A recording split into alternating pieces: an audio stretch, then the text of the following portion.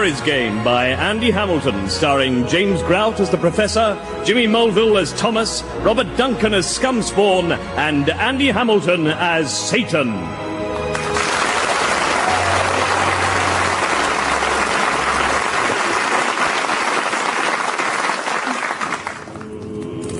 We call upon thee, O Prince of Darkness, O bringer of chaos. With the blood of this innocent we conjure up thy demonic presence. Let us feast upon thy glory. Great Satan, we summon thee. Great Satan, we summon thee. Great Satan, we summon thee.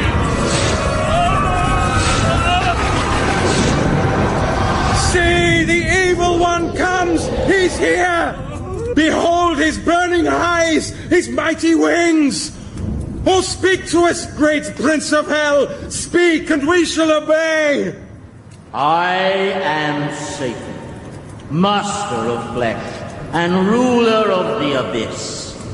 Many times you have summoned me with your naked pagan dances and your sacrificial bloodlettings. But now I have chosen to manifest myself to you so that you may know my will. Speak, speak, O evil one. Then know this, that I, Satan, thy Lord and Master, do hereby command all gathered here for this most profane and satanic ritual to stop now, as it's embarrassing. Embarrassing, great prince? Buttock-clenchingly naff, yes. I mean, just look at yourselves. It's the middle of the night and a dozen middle-aged, podgy men and women are prancing around naked in a wood. Do you think I want to see that? We only seek to please you, Master. Yes, well, if you seek to please me, you could all go on a diet, for starters. And take off that big ram's head. What's that for? I am sacrificial high priest. Oh, right. Thought you were a mascot. Oh, for what it's worth, next time you're sacrificing a living animal to the forces of darkness, don't use a tortoise. All right, it's not very practical, and it looks like you're taking the piss, all right? I mean, technically speaking, the victim's supposed to be something symbolically pure, like a virgin. Oh, be fair, this is Essex. All put your togs back on and don't ever show me up like this again. But you cannot spurn us like this. We are your followers. For years I know who you are. Every one of you. You, High Priest, your name's Derek. You're a 45-year-old dental technician who wears Tyrolean trousers and lives with his mum. You're Sandra. You work in human resources at IKEA. You eat a lot of chocolate and you overuse the word basically. Next to you is Graham. He's in the TA. He jogs while using hand weights, and he has his own personal website which no one ever visits. And so on and so forth. Every Saturday night, you all strip off in these woods where you wobble around alarming the local wildlife. But we do that for you. We are worshippers of evil. No, you're not. You're just a bunch of sad suburbanites who are too ugly to go wife-swapping. Now, go on. You're making prats of yourselves. Go on. Well, of all the ingratitude. Yes, absolutely. Yeah, especially you.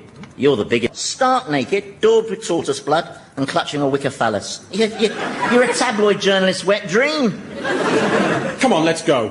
He's not really worth worshipping anyway. No, he's a lot smaller than I'd imagined as well. That voice, he sounds like Anthony Newley. Yeah, well, I don't want your worship, OK? I don't need the approval of others, especially mortals from Chingford.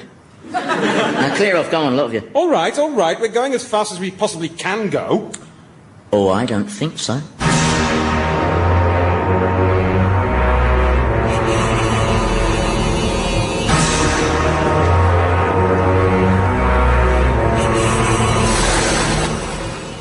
Master! Oh, I am thrilled to have you back. What news from the world of men? Well, did you know that the fastest possible speed that 12 naked people, one wearing a ram's head, can travel at is 327 miles per hour? Is that right? Yeah, of course they have to be spun through the air by a tornado. A tornado? Yeah. First one in the history of Chingford. Very freakish weather. Suzanne Charlton's blaming it on El Nino. Anyone hurt? No, the sewage farm broke their fall. Now then, anything been happening while I was gone? Well, yes, I'm afraid your infernal realm has taken delivery of some more of those unscheduled arrivals. Oh, no, don't tell me. They're all men in their 60s? That's right, over 200 of them. From cities all over the US and Europe. And every single one of them arrived wearing just his pyjamas and a broad smile. Oh, God, I hate Viagra. It's just creating so much work. Oh, I am so glad to have you back, your most profane majesty. I mean, what a stupid drug for a sex-mad species to invent, eh? The tickers can't cope. Mankind is going to roger itself to extinction. Never you gone. It'll be mass Viagra, son. I miss you dreadfully. All my thoughts are of you. Yeah, but let's be honest, Scumspawn, all your thoughts isn't exactly a massive total, is it? Well, you can mock. Boy, can I mock. But And taunt. I'm the best taunter that ever taunted. Remember that time I showed Mussolini that lamppost and asked him, what is this object viewed from an unusual angle? What I'm trying to say is that the way I feel about you is very special. It's a deep and enduring kind of love. Hey. What have I told you about not using that word? Oh, I'm sorry. Yeah, I will not have the L word uttered in my presence, all right? I only tolerate you as my assistant, Scumspawn, because you're hardworking, loyal, and unthreateningly stupid. But if you continue to manifest this sickeningly soppy streak... Oh, I'm not soppy, my prince. You are. You're the only demon I know who collects Furbies. You're just not cruel enough. Oh, don't reject me. I can be cruel, master. Let me prove myself, please. All right. Follow me. Oh, the state of my use. Oh, must get the clippers out. It's finding the time, isn't it, really? Oh, by the way, that executive from the tobacco firm, he's to have lit fag shoved eternally into his mouth by beagles. It shall be done. Here we are. Hello, Satan, old chap. How's tricks? Can you not do that, please? Do what? Well, the correct response on seeing my terrifying countenance is supposed to be, not, hello, Satan, old chap, how's tricks? Right. Now, where's that reprobate Thomas? Yes, cowering in the corner. At least someone's got the hang of it. And how are you, Scumspawn? Shut up, I'm cruel. Oh, right. Hey, stand up, Thomas. You're going to do something horrible to me, aren't you? No. Oh, good. Scumspawn is. I protest. This is in direct breach of our agreement. Agreement? You agreed that Thomas would go unmolested while I analysed and studied him as part of an experiment in behavioural psychology. Well, haven't you finished that yet? Well, it's a complex study. I'm trying to find out what's made him so damaged. For instance, do you know that when he was a little boy, no one ever picked him up and gave him a cuddle? Well, that's because he used to bite them. Yes, but why did he bite them? To get some attention. He was making a cry for help. No, he was causing the cry for help. He should get called for an ambulance. Now, step aside, Prof. Scumspawn here has to restore his credibility as a torture operative. Oh, no. You promised me. Yeah, well, I lied. I'm Satan. That's one of the perks. I've devised the torment, my prince. I shall transform myself into an enormous giant squid, and I shall crush him with my massive tentacles and rend and tear his flesh with my barbed suckers. Yeah. Do you not think perhaps you should go for something a little easier? You know, I mean, your transformations do get a little overambitious sometimes, don't they? Trust me, your majesty. Behold, Thomas, I am the creature of all mortal nightmares, the ferocious kraken, the dreaded horror from the deep. That's a prawn. What? You've turned into a prawn. Oh, no. But it is a giant prawn, though. It's very impressive. But is it scary? Well, I think you would look scary if it wasn't for the bed of lettuce. Oh, I got nervous. See, things go wrong on me when I'm nervous. Yeah, but you're permanently nervous. Well, that's because you make him nervous. You're always so aggressive with him. I'm not. That's right, he's not. Shut it. And I know why you're so aggressive with him. It's because you feel so threatened by his love for you. Oh. In fact, by the idea of love per se. Because deep down, you know it's something everyone except you can experience. Well, I trust you're not including Thomas in that statistic. Hey, I've experienced love, okay? I'm not this shallow, heartless freak that you like to portray me as. I was once head over heels in love. Ah, see? I was in seventh heaven, totally besotted. And was this love requited? Sadly not, no. My love wasn't requited because Well, because... It was a Porsche. Oh, she was beautiful. Even down to the little dent on the bonnet where I took out that lollipop lady. Right, Scumspawn. Yes, my lord. I'm not holding a conversation with a prawn, Scumspawn. It's humiliating. Return to your normal, hideous shape immediately. Sorry, master. There. Right, now, as per your earlier instructions, kindly drag Thomas off and do something vile to him. It shall be done. Come, you miserable wretch. I just want to say, Satan, that this bullying only serves to belittle you. Wasn't that funny, eh? Thomas attempting to take the moral high ground, yeah, like watching a giraffe trying to break dance. It was an interesting reaction, though, wasn't it? Was it? Yes, a while back Thomas would have just gibbered and screamed for mercy. But this time he came out with something really quite profound. Whose definition of profound are we using here? Carol Smiley's? I tell you, Thomas is definitely starting to grow as a person. He's discovering his softer, spiritual side. Oh, please. And that thought frightens you, doesn't it? That someone can change for the same reason that you feel threatened by love. What, that I can't experience it? Well, that's the result in my book. Because I've seen what you lot call love, and it's just a degrading sham, frankly. Oh, you don't even understand what love is. I know precisely what love is, pal. Love is just a pretext for exchanging bodily fluids. It's a word.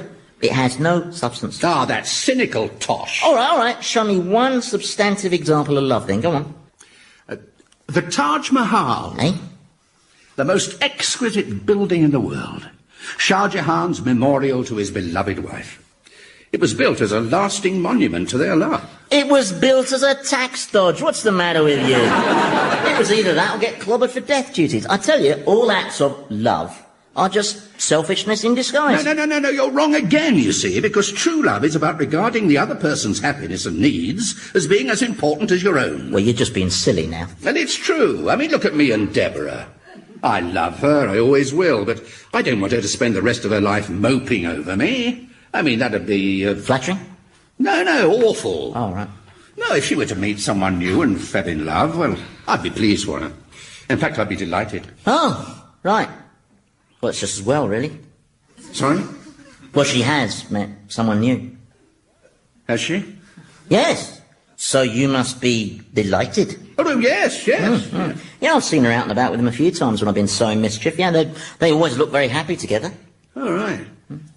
What sort of things have you seen them doing together, then? I've seen them in restaurants. And what sort of things do they talk about? Yeah, they don't seem to talk that much, actually. Oh, right. Just snog. Lots of face-eating and tongue hockey, you know. Oh, I know your game. What? All this lurid detail, you're just trying to wind me up. I am not. You are. Listen, if I was trying to wind you up, I'd have mentioned the wedding, wouldn't I? The wedding? Yes.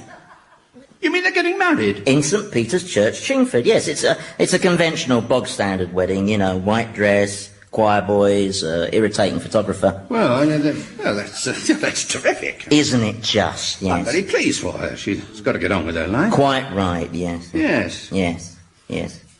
So you don't want to know what he's like, then? No, it's her choice. That's fine by me. Oh, right. Only I could whiz you up to the living world so that you can check him out if you like. Oh, no. It's her life. That's the end of story. End of story? Absolutely. Do I sound like Anthony Newley? Only this woman I said I did, but he's both there. Whereas my voice is more... Well, it's like this, my voice, isn't it? I mean, it's nasal, yes, I grant you. But that's God's fault for not giving me wider passages. See, he deliberately shortchanged me in the nasal plumbing department. Perhaps I should just check Deborah's fiancé out. You know, I mean, purely for her protection. Just in case there's a problem or whatever. I think that's that's the responsible thing to do, you know. Be responsible. My approach, exactly. Really? Oh, yes. Wherever there's a problem, then invariably I'm responsible.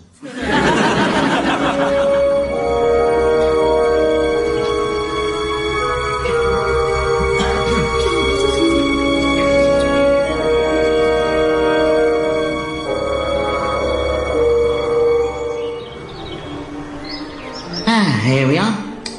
Lovely day for a wedding. You mean they're getting married now? You didn't mention that. Oh, yeah, service starts in about 15 minutes. Good turnout, isn't it, yeah? Quite a few of your relatives here, I suppose. Yeah, they can't see us, can they? Well, I think you'd know about it if they could, don't you? Someone they buried 4 years ago turns up at his widow's wedding in the company of the devil. It would probably cause a bit of comment. Yes, of course. Yes. Oh, look, there's Cousin Julian. What, the one in the blue jacket? Yes, he's a computer programmer who... Oh, wait a second, that's my blue jacket. Was your blue jacket? Oh, yes. Well, anyway, he probably asked your Deborah if he could have the jacket as a memento of you. You know, a keepsake. Oh, yes, you're probably right. Sentimental value. Well, it's quite touching, isn't it? Hang on, they're my bloody trousers. And my shoes. Oh, yes, gosh, he's very sentimental, isn't he? Yeah. Nice church, this, yeah. Very pretty gargoyles. I quite fancy the one on the corner. Which one's the groom? The nervous-looking bloke standing in the door of the church. His name's Rory O'Donnell. Oh, yeah. Hey, he's a lot younger than me. Well, you're dead, Prof. Everyone's younger than you. I mean, he's a lot younger than I would be. Mm-hmm. Very good looking, isn't he, eh? Gaelic features, you know, those green, twinkling Irish eyes. Yeah, well, he's very short, though. Well, not for a jockey, he isn't. He's a jockey? Yes, well...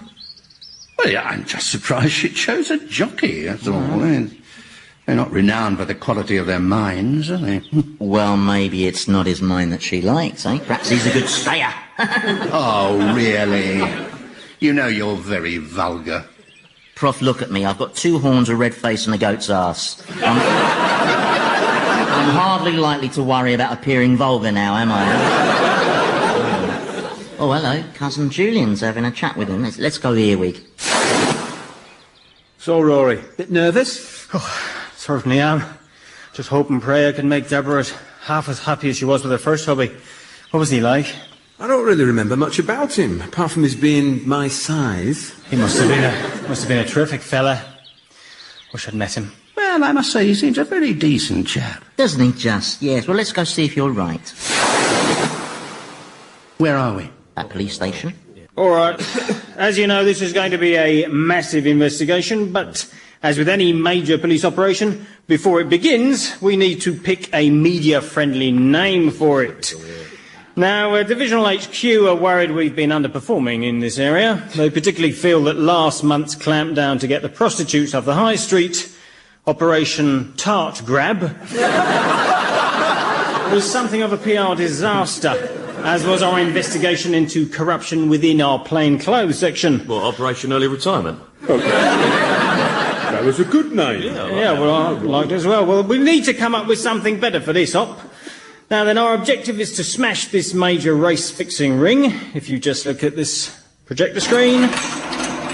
Yeah, now this fella is very much the weak link. Bloody hell, but that's... Rory O'Donnell. Crap jockey in his last season. Building up a nice little nest egg by doping some favourites. The man's a crook. Yeah, I like him. Well, it's obvious. It's obvious what has to be done, isn't it? Is it? Yeah, we have to stop the wedding, don't we? Do we? Yes, for Deborah's sake. She's heading for a lot of pain. And the problem is...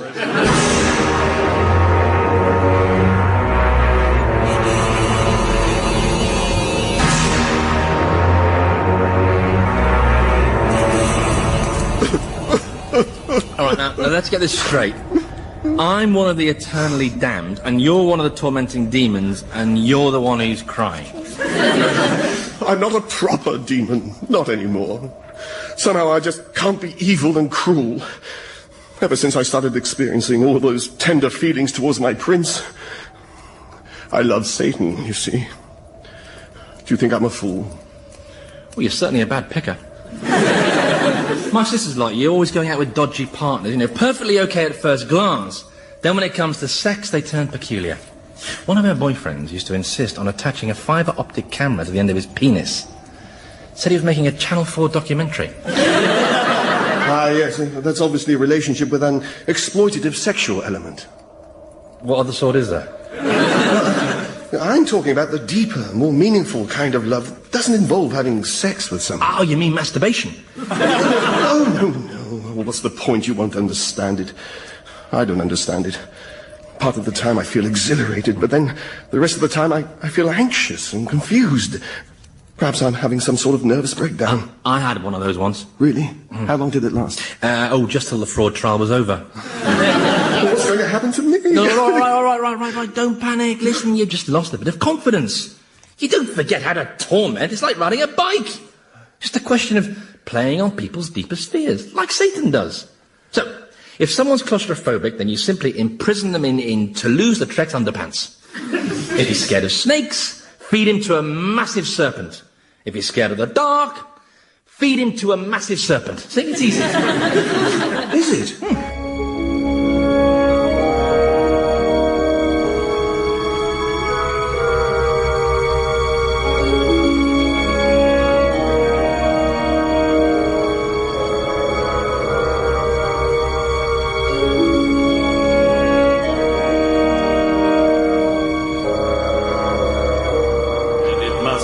Undertaken carelessly, lightly, or selfishly, but... Look at that smile.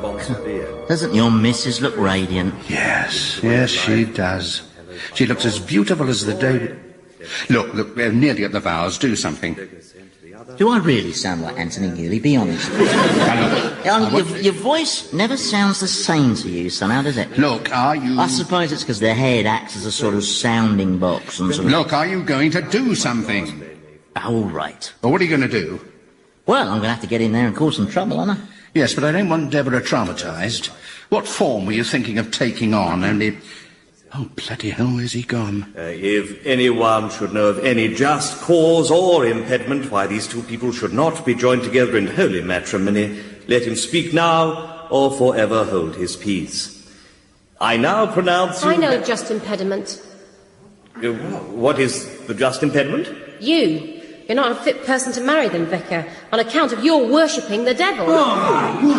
This is lies. You dance around the woods naked, sacrificing tortoises. I've been vicar here for 20 years. You seriously expect my congregation to believe the ridiculous allegations of some total stranger? But she's not a total stranger. She's Gabby Roslin. She's lying, I tell you. Gabby Roslin never lies. I'm just saying it. Get back, all of you!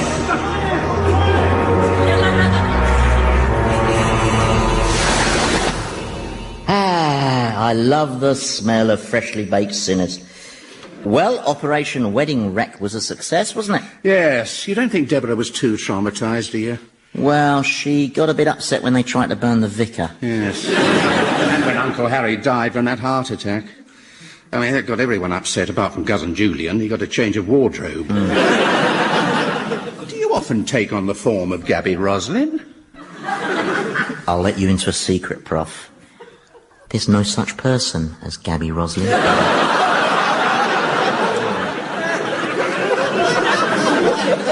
Really? No, she's just a demonic guise I adopt, yeah. You know, I go on holiday programmes and tell everyone that Wales is a nice place to go in the summer. Who's that screaming? Well, I think it's coming from over there, from inside Toulouse-Lautrec's trousers. Scumspawn! Yes, my lord, beacon of my existence, reason... Yeah, I'll take the rest of the grovelling as read, thank you. Who is that in Toulouse-Lautrec's groin area? He's a claustrophobic. It was Thomas's idea. He's given me a sort of masterclass on cruelty, showing me how to exploit people's darkest fears. Yeah, and where is Thomas? Over there, feeding that chap to that massive serpent. Great news, Scumspawn! This one started to wet himself! Oh, look, Prof, he's discovering his softer spiritual side. Well, I could argue that he's doing this to help Scumspawn. Now he's crapping himself! Oh, this is brilliant! But I don't think I will. Hey, are you having a good time, Thomas? Yeah, it's good fun exploiting the fears of others, isn't it?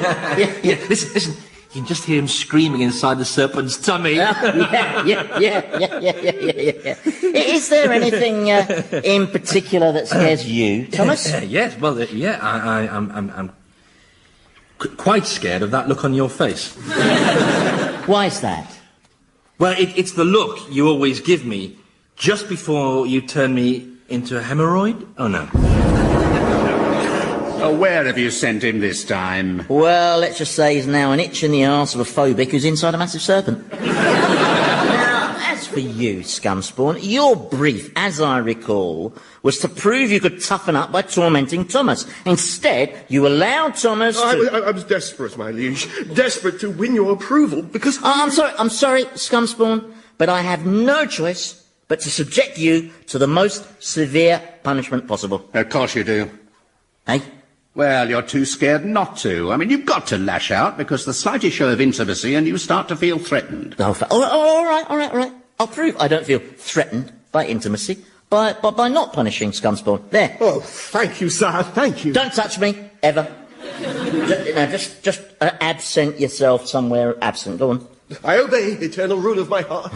You struck a bit of a raw nerve, didn't I? Scumspawn's living proof that there is such a thing as selfless love. Well, I admit that I might have witnessed selfless love earlier when you intervened to save your Deborah from marrying that man. Well, I had to do something. Yeah, absolutely. The chap was a scoundrel, and she obviously had no idea. Well, that's right. Yeah, I mean, if she had known what he was really like, she would never have agreed to marry him, would she? No. No. Of course, we'll never find out now, will we? What? Well, she'll never get to make that choice for herself, will she? You know, you made it for her, didn't you? By getting me to sabotage the wedding. Yes, because he's a criminal. Absolutely. Well, assuming the police have got the right man, of course, which must happen occasionally, I suppose. I mean, maybe we should have double-checked the facts, but there wasn't really time, was there? You were just so keen to get back and stop that wedding. I know what you're implying.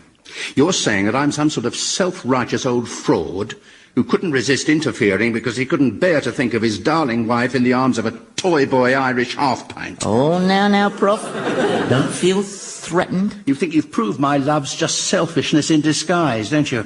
Well, do you know what I think? You know, I think that, I think you do sound like bloody Anthony Newley.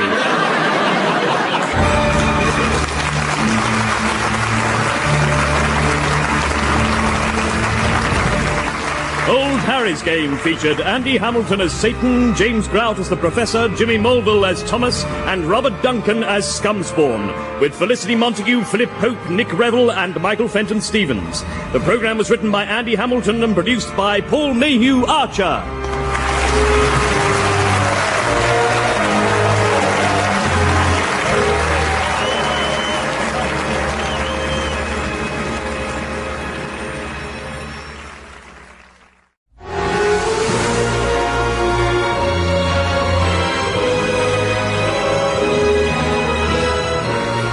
Harry's Game by Andy Hamilton, starring James Grout as the Professor, Jimmy Mulville as Thomas, Robert Duncan as Scumspawn, and Andy Hamilton as Satan.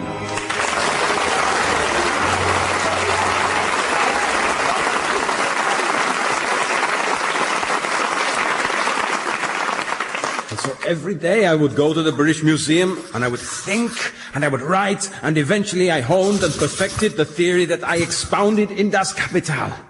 That through an inevitable dialectical process, capitalism would be overthrown and replaced first by socialism and then ultimately by a classless society. And there's no doubt it was one of the great theories of history, Marxism. And did it work? Sorry? After my death, did it work as I predicted? Only I did once ask Satan whether Marxism had worked, but he just said, well, it worked for me, and walked away giggling.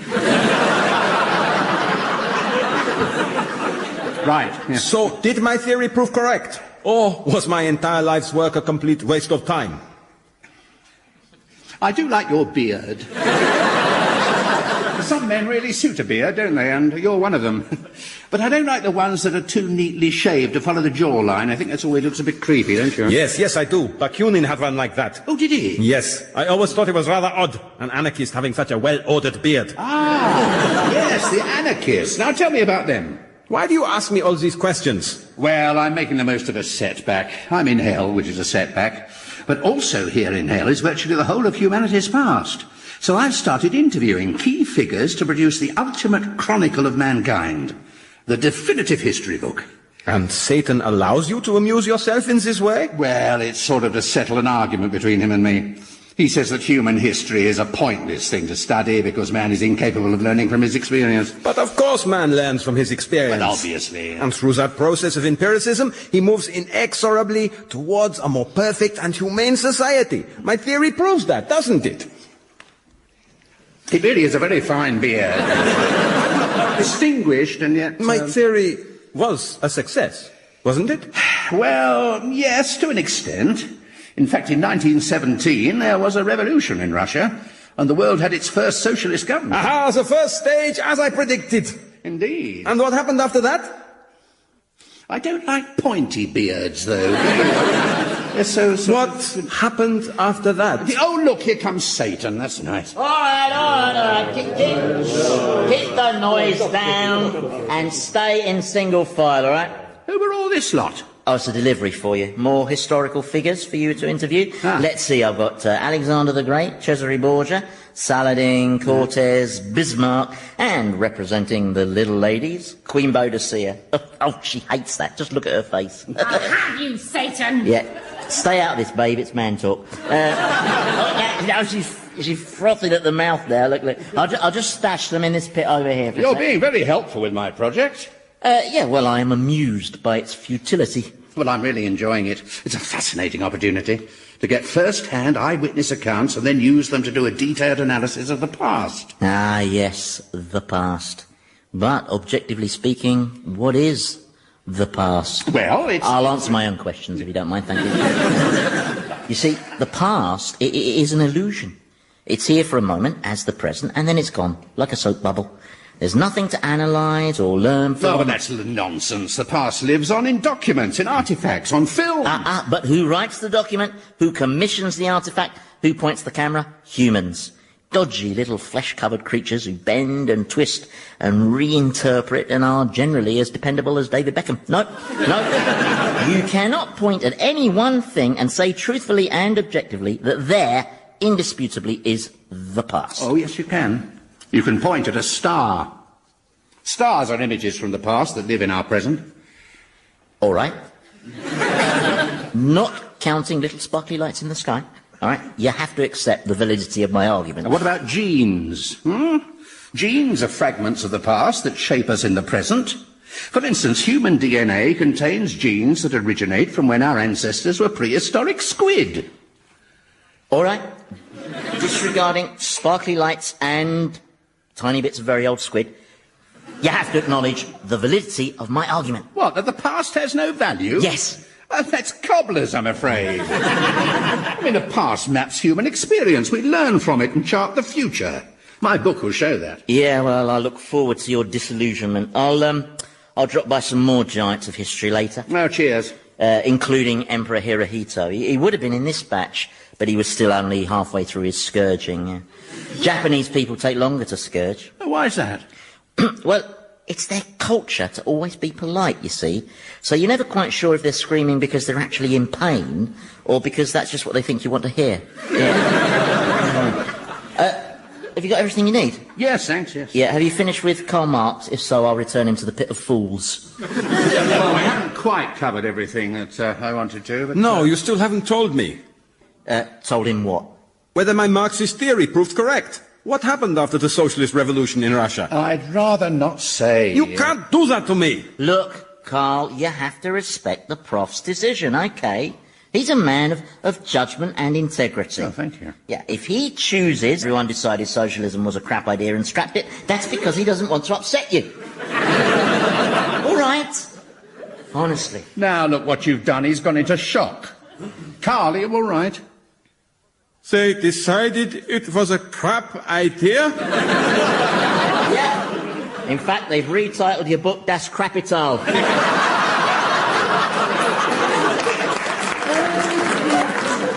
I don't understand. Of course you don't. That was a joke and you're a German. But basically, Carl, baby, your theory is kaput. So, you're saying socialism's... discredited, abolished. They haven't abolished socialism in China. Well, they have, really. They just haven't made it official. So, did organised socialism achieve nothing at all, then?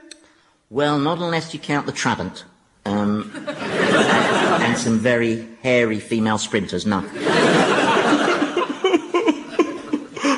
All that work for nothing? Well, it's your own fault, Carl. I mean, fancy thinking up a system which relies on human beings not exploiting each other. I mean, how is that ever going to work, eh? I just thought we could achieve a fairer system by learning from our mistakes. Man can't learn from his mistakes. Somewhere, even as we speak, someone's flogging weapons to Iraq, a ferry is sailing with its doors open, and another series of Vanessas being commissioned.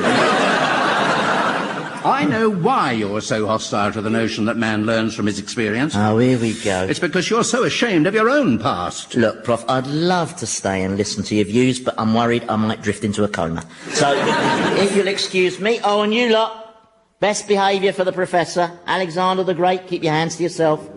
And Boadicea, no biting. Scumspawn's ear still hasn't grown back. She bit Scumspawn's ear off? He held a door open for me! The great wussy. Where is Scumspawn, anyway? Well, I've sent him off for some therapy.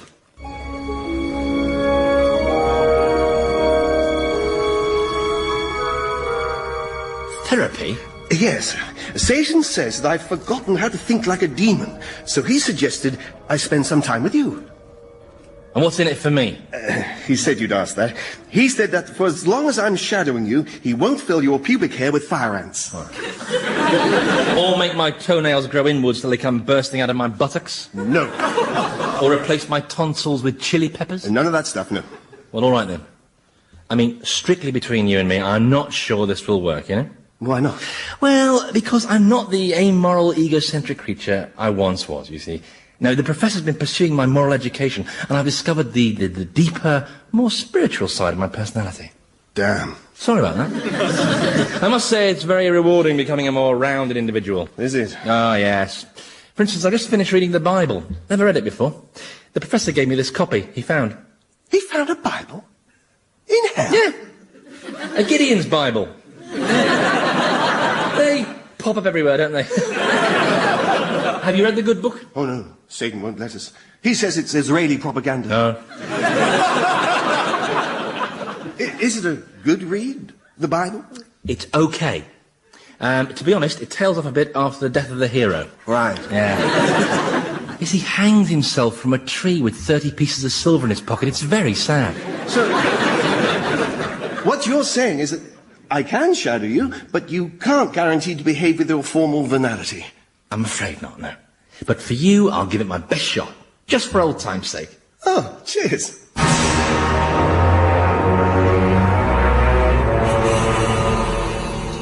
And then under my leadership, my people enjoyed 29 years of idyllic harmony.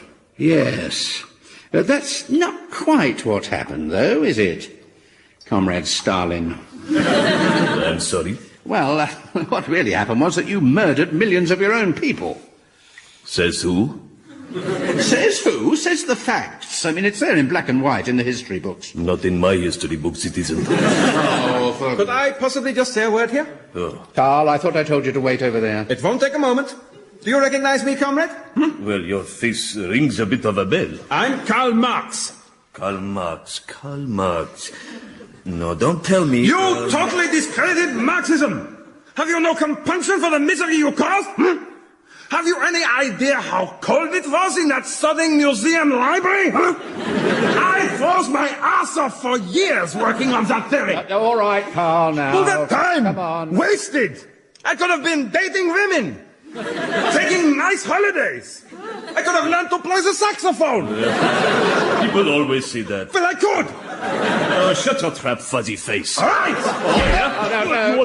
Leave him, Carl. It's not worth it. Yo, Prof, how's the research going? Well, we've hit some ideological differences. Oh, yeah. My money's on Karl Marx. Theorists have more suppressed rage in them, you know. Come over here, because they'll be fighting for ages, yeah? Now, Professor, I have got another very interesting selection of historical subjects for you. Oh, yes? Yeah, chosen purely at random. I've got Attila the Hun, Caligula, Emperor Bokassa, Pol Pot, Jack the Ripper. Yes, a bit of a theme seems to be developing, doesn't it? A theme? Yeah, I know what you're up to. You're trying to skew my history towards your point of view by bringing me the most evil examples of humanity you can find. Men who've contributed nothing whatsoever. Well, that's not fair. I mean, take Attila there now. He's a dwarf. Who led his hordes across Europe, massacring millions of innocent people. Ah, yes. But in so doing, he completely changed the public's perception of what disabled people can achieve. Yeah, you see. And then there's Caligula. Yeah, a psychopathic tyrant. But a great after-dinner speaker. He has got some wonderful anecdotes. I tell you, he does the voices and everything. He's brilliant. Oh, just admit it. You're trying to nobble my book. Why would I bother to do that? Because if I successfully write up man's story as one of progress and hope, then it will just underline the bleak nihilism of your own existence. And that thought terrifies you. I'm the Prince of Darkness, Prof. The only things that terrify me are the wrath of God and motorcycle couriers. All right, I'm certainly not scared of some silly little book. Well, prove it. Let me choose the interviewees. Oh, all right, who do you want to do next, then? Thomas Jefferson, assuming he's down here. Well, of course he's down here. He's a politician. What do you want to interview him about? Well, I think he could make some interesting contributions to my first chapter. It's going to be about idealism. Good idea. Start with something funny. Get the reader hooked, yeah. Like Karl Marx, Jefferson witnessed that extraordinary process where an ideal spawns a new political system. Are you sure you wouldn't rather talk to Caligula? He got this very funny story about how he disemboweled his sister and ate her baby. That's right, isn't it? Actually, it was her unborn baby. well, there you go. Even funnier. I want Jefferson. Oh, you're no fun anymore. Do you know that?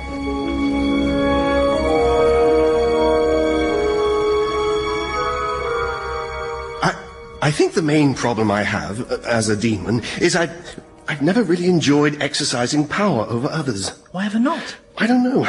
I just find that often when you wield power over someone, there's something demeaning about it. Have you never felt that? Yeah, but I like that feeling. I've always enjoyed power. When I was alive, every morning I used to assemble my staff, illustrate my power by sacking someone, then sit back and savour the sweet smell of fear wafting out of their trousers. You sack someone every morning? Yeah, it's called motivation. Comes down to personality in the end, doesn't it? You've either got the appetite for power. What do you attribute yours to? Well, I've always felt it's got something to do with my extraordinary sex drive. Oh, right. You got one of those? Not as such, no. Demons don't really have a sexuality. I've seen demons sexually violating mortals in the most obscene ways. Yeah, but that's just work. Oh. We don't derive any pleasure from it. Shame. So, how extraordinary was this sex drive? Well, put it this way. I used to fancy the female characters in cartoons.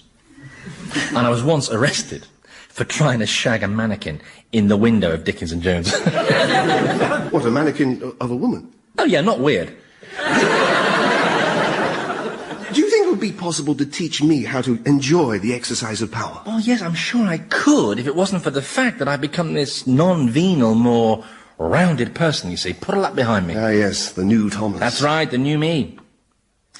Of course, there might just be possibly some vestigial residue of the old me still, vaguely knocking around somewhere deep inside, perhaps, that if we could reach it might prove helpful for purely the purposes of your retraining. But how would we reach it? Well, it would probably need stimulating. Stimulating? Yes, stimulating.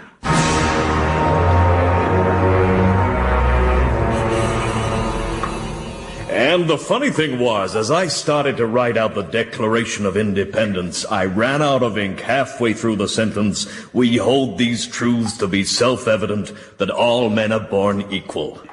I had to send my slave out to get some more. Oh, how terribly amusing. Yeah, but once I had penned that clarion call to abjure the rank contagion of heinous absolutism, I knew we had given birth to a dream. And that dream grew into America, most dynamic, powerful nation on earth. A shining beacon to the world, no doubt. I wish I could see it.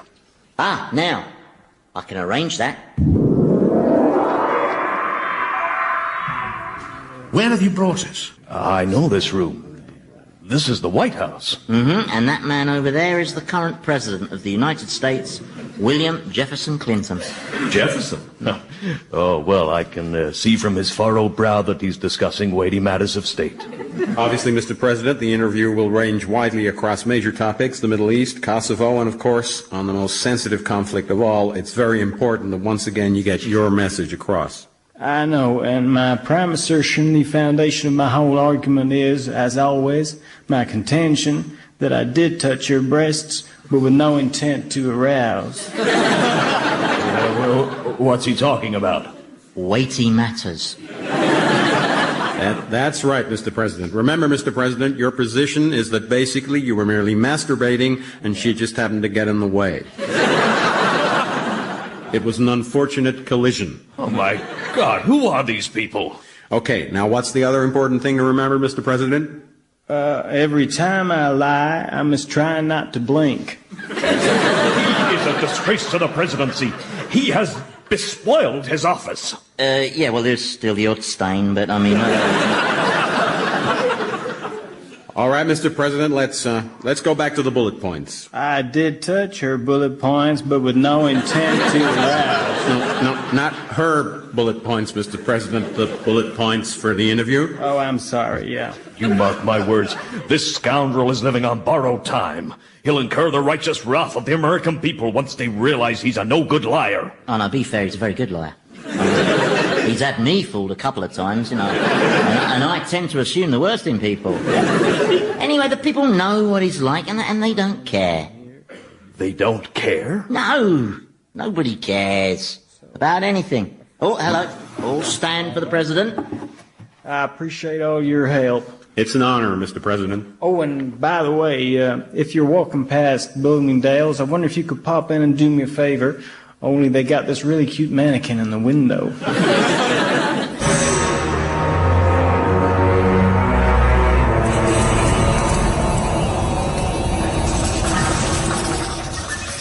Hey, dude, how's the definitive history book coming along? Oh, all right. Oh, that bad, eh? What are you writing up? Oh, it's notes from the last interview I did. It's with a Nazi who claimed he was only obeying orders. Oh, they all said that. Yes, but this was Hitler. I learnt absolutely nothing from him. He didn't address any of the important historical issues. He just kept ranting and raving about the lyrics of Colonel Bogey. Well, I did warn you that this little book of yours was as pointless as a papal penis, didn't I? You see, your basic problem is human beings. They lie. They lie to each other. They lie to themselves. And all those lies mean no one can really know the past, not even their own. Oh, well, that's nonsense. At the very least, we know our own past. We were there. Ah, yes, but did you have a very good view? Anyway, how did that chapter on idealism pan out? Did you get much good material out of Thomas Jefferson? Well, not after you took us on that whistle-stop tour of contemporary America. That was particularly cruel.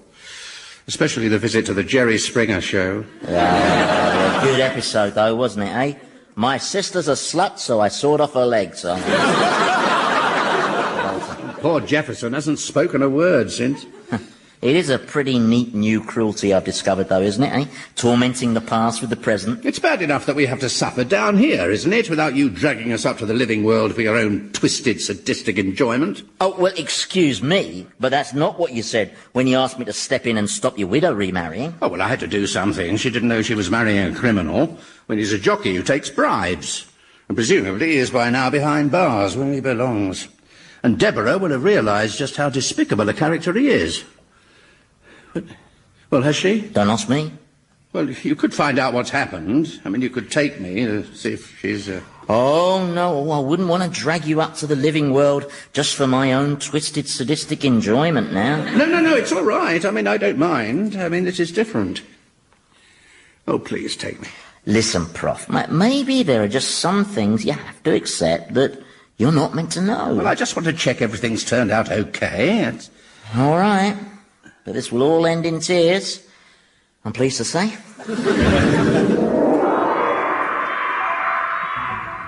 Are we still in hell? No, Chingford. The police cell, and curled up in the corner there. Oh, it's the bench jockey. Yeah. So they've arrested him. Oh, that's brilliant. Yeah. And here comes your Deborah. Visitor for you, O'Donnell. You've got 5 minutes. Deborah. Oh, Deborah, I've been so stupid.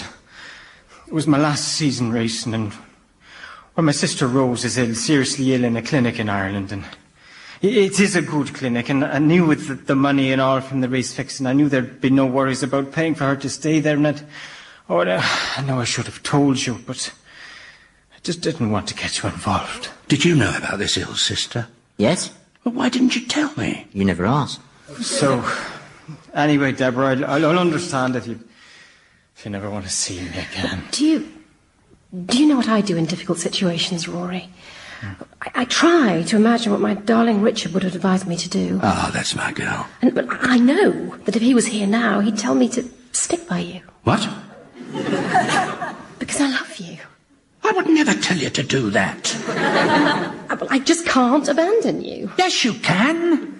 Look, tell her, go on. What? I mean, tell her I'm here now, and my advice is to give him the elbow. Why not? I mean, go on. I mean, take some form and get a message to her. I know you could. Look, I really think that perhaps we should go. Oh, well, Deborah, I'm speechless. I don't deserve your love. Shh. Now listen, when my Richard died, I thought I'd never love anyone again, because he was a wonderful man. Oh, bless her.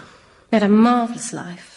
And I loved him very much, loved him deeply. Oh, I know, Deborah. Even though he never really excited me. What? I didn't have, the passion for him that I have for you. I really think that we should go back now. No, I want to hear the rest. But I can't explain it. It's just, we're capable of loving different people in different ways. Different colours. Different intensities. Oh, Deborah. Oh, Deborah. Oh, no, they've got that bovine look in their eyes that means they're about to kiss, and you don't want to see that, really, do you, Gruff? Prophet, are you okay? Yes. Yeah. And why is your lip wobbling? Come on.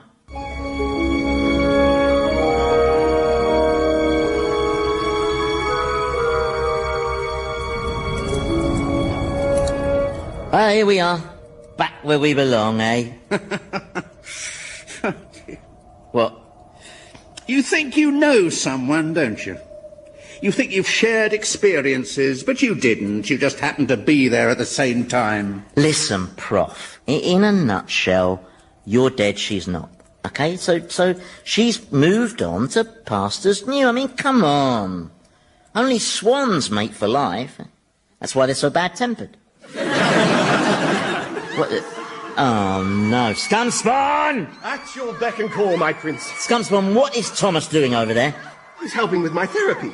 This is still stage one. We're trying to reawaken the dark, obscene side of Thomas's personality. Oh, I see, of course. So that explains why he's stark bollock naked. Ravishing those nuns, yes. Yeah. I can't leave you for a moment, can I? No sooner my back is turned than you let Thomas pleasure himself. No, he's not getting any pleasure from it yet. No, he's become a fully rounded personality, you see. So he's been ravishing women in the vain hope that he'll rediscover the old enjoyment. That's what he told you? Yes. And you believed him? Yes. And how many women have you provided for him so far? 212. Thomas! Now, this isn't as bad as it looks. Yeah, I must say, actually, I appreciate your already being in the nude, Thomas. It gives me easier access. Now, listen, you can't punish me. I was trying to help Scumspawn. Thomas, this is me you're talking to. You tricked Scumspawn. Well, it's not my fault. I'm damaged. Yes, that's it. The prof will tell you. I've been shaped by my experience. I've got all these genes in me, and they're fragments of the past. Don't talk to me about the past. The past shapes bugger all. We don't know what it is, so we can't learn from it. Correction, we can learn from it, but the only thing we can learn is that it's built around a pack of lies. Satan's right. Even a total dullard like me can see that past experience is a meaningless ragbag of worthless self-delusion. And now, if you'll excuse me, I've got a book to burn. Well, my liege, looks like you won that argument. Yeah, that's what it looks like. Yeah. Can I just take this opportunity to apologise if I've overstepped the mark with the nuns and everything? No, it's all right, Thomas. I understand why you behaved like that. So you're not going to punish me then? No, I said I understand, which is why your testicles just turned into baby crocodiles. Well, my prince, I think you finally crushed the professor's spirit. Do you? Nah, he'll go away and he'll think about this bit of adversity and he'll find some revoltingly humanistic crumb of comfort and he'll come bouncing back all upbeat and positive, and it is so depressing. I just know that's what will happen. How do you know? Well, from past experience.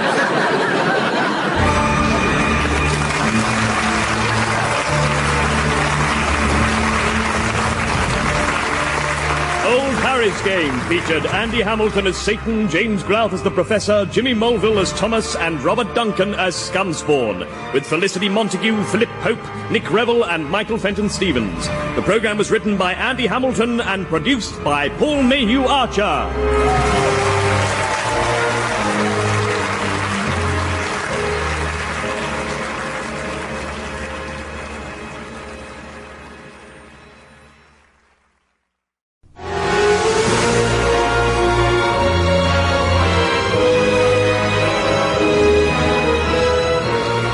Harry's Game by Andy Hamilton, starring James Grouth as the Professor, Jimmy Mulville as Thomas, Robert Duncan as Scumspawn, and Andy Hamilton as Satan.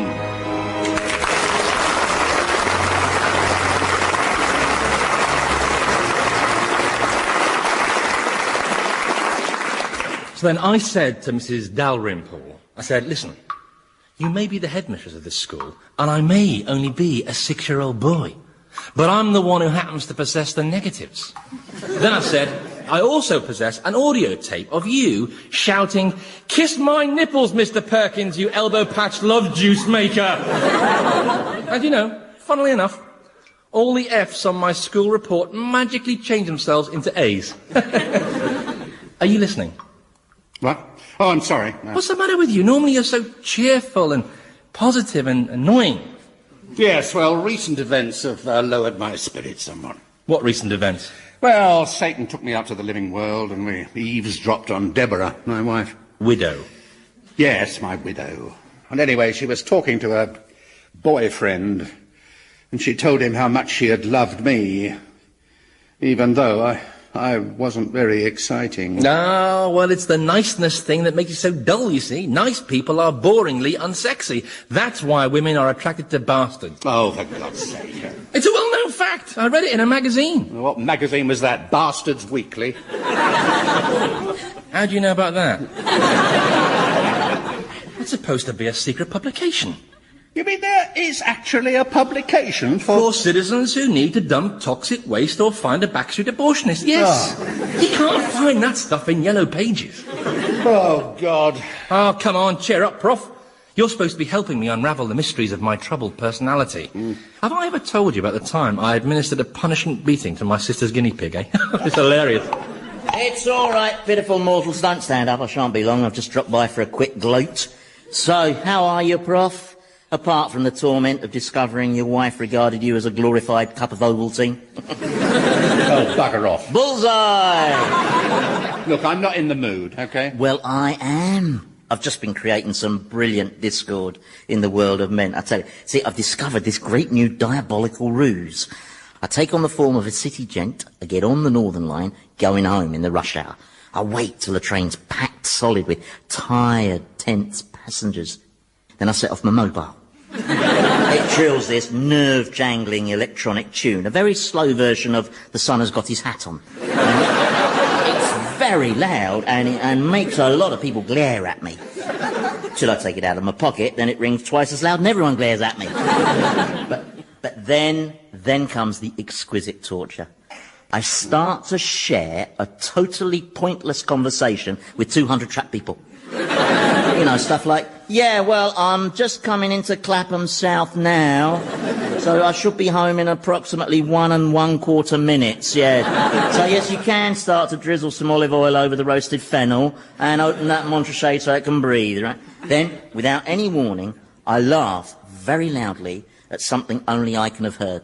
Like that. Then I resume the conversation and basically just keep going till my fellow passengers have all gone puce with suppressed rage. Then just get off the train, secure in the knowledge that the next person whose mobile rings will get their face kicked in. Now that is class. Well, you see, it's basically a question of having a ruthless mental approach. If you've either got it or you hadn't. Sire! And here's someone who hasn't. My prince, I need the benefit of your towering intellect. To you, all intellects are towering. What's the problem? Well, you see, this mortal here just checked into the arrivals lounge, but there seems to be some confusion about his occupation. And there is no confusion. My name is Travis Connolly, and I am a professional writer. Who's wearing a McDonald's uniform? I am wearing a McDonald's uniform because I am a writer who sometimes moonlights in the catering industry to supplement my income and research earthy characters. Oh, what sort of thing do you write? Film strips. Well, script. But it's a great script. I pitched it to a studio exec just recently. I told him I saw Tom Hanks and Meg Ryan as the leads. And what did he say? He said, shut up and give me my cheeseburger. But in another studio, Chief Moore Blankenheim III, Jr., I bumped into him when I was cleaning windscreens, and he took a copy of my script away with him. And what was his response? Well, it went kind of quiet, and, then he wouldn't take my calls, and then I got so desperate for some feedback that I went to his house, and, I could see him through the window just sitting watching TV, and I just tapped lightly on the window, and, I guess I must have startled him a bit because he shot me dead. Yes, all right. Well, Scumspawn, I think we have safely established that this one worked in the fast food trade. And as I recall, the designated torment for that is... being trampled into a pink pate by a hormone-fed buffalo. Correct. But I'm a film writer. Whose work has never seen the light of day and never will. Why do you say that? Eh? Well, I mean, Mr. Blankenheim may have killed me, but he never said he didn't like my script. Oh, maybe he loved it. Oh, so I've still got a hope that my movie will get made. Now that is magnificent, isn't it? Even though Travis here is dead, he's still clinging to his hopes. Somehow he just epitomizes mankind. What, you mean he's a moron? I agree. He's very representative. No, he's a wonderful reminder how hope can sustain. Oh, yes, and hope. Yeah. Yes. Do you know what hope is, Prof? Hope is the inability to accept disappointment. Because you lot aren't grown up enough to accept the bleak reality of your situation, you chase after these ludicrous, unattainable dreams. Oh, that's nonsense. It's hope that makes a drowning man struggle or makes an otherwise rational being buy a season ticket for Crystal Palace, I tell you. But it's also what kept Mandela going on Robben Island, and what keeps people alive when they're buried in earthquakes or capsized in the Atlantic. That's right. When my parents were trapped at the bottom of that well, it was hope that kept them alive. You see? I mean, that is How did your parents end up in a well? Nobody knows. My money's on a freak gust of wind. I tell you, you fleshlings would have a much easier time if you didn't torment yourselves with this hope thing. If you were more like Scumspawn. More like me, my prince. Yeah, you see, Scumspawn here has no hope of being anything more than a defective, inferior being. But he accepts it. Isn't that right, Scummy? Well, no, it isn't, Your Majesty. What? I do have hope. I live in the hope that one day you'll acknowledge the love. Don't say that word, especially with reference to me, or I'll fill your nostrils with lobsters. Again. So, Scumspawn's got it too.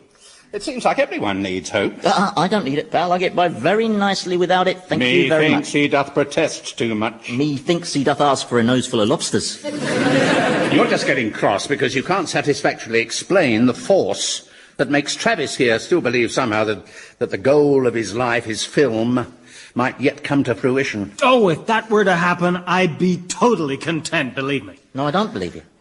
What? I don't believe you would be totally content, because humans never are. Even if they're given everything they ask for, they always want one more toy before they'll leave the shop. Oh, yes. I know exactly the toy you mean. It's the big, expensive one that your parents won't get you. The super toy. And you beg and you implore them, and you throw yourself on the ground and start pounding the floor with your fists. And still they say no, and you're filled with rage, and it's a rage that lasts for weeks and weeks until a policeman comes round and starts asking questions about how your parents ended up down that well. That's the kind of thing you're talking about, isn't it? Well, Listen, Satan, sir, I'm sorry to take issue, but I just know that once my film was made, I wouldn't ask for anything more. Yes, you would, Burger Boy. Well, then, prove it. What? Prove him wrong. Let him make his film down here. I mean, there's no shortage of potential cast, is there? Well, no, I suppose not. I mean, my domain does boast most of the world's top actors. Garrick, Wolfett, Charles Lawton, Richard Burton. Ah, Richard Burton. He's a troublemaker. Keeps trying to drink the Lake of Fire. What about camera equipment? Well, there were some cameras with that film crew who arrived recently. They were killed in studio while filming an advert. They were all eaten by a polar bear. What was the ad for? Lillettes. I think it was quite a lateral sort of concept. Well, that's great. You got everything I need. Hang on. We don't allow recreational activities in hell. I wouldn't even let the demons have that squash ladder. Well, it's not recreational. It's all in the very good cause of proving you right. Is it? Yes. About the stupidity of hope and man's inability to be content. Oh, right. Oh, well, since you put it like that, okay. But don't spend too long proving me right, okay? Travis here is owed his introductory torment. Now, you can have Scumspawn as a gopher. Oh, I'm sure he'll be a great help. No, he won't. He'll cock things up and get on your nerves. Pleased to say. Now, you must excuse me. I've got my regular appointment with Howard Hughes and a barrel of badger vomit. Why badger vomit? Does he have a phobia of badgers? Well, he does now.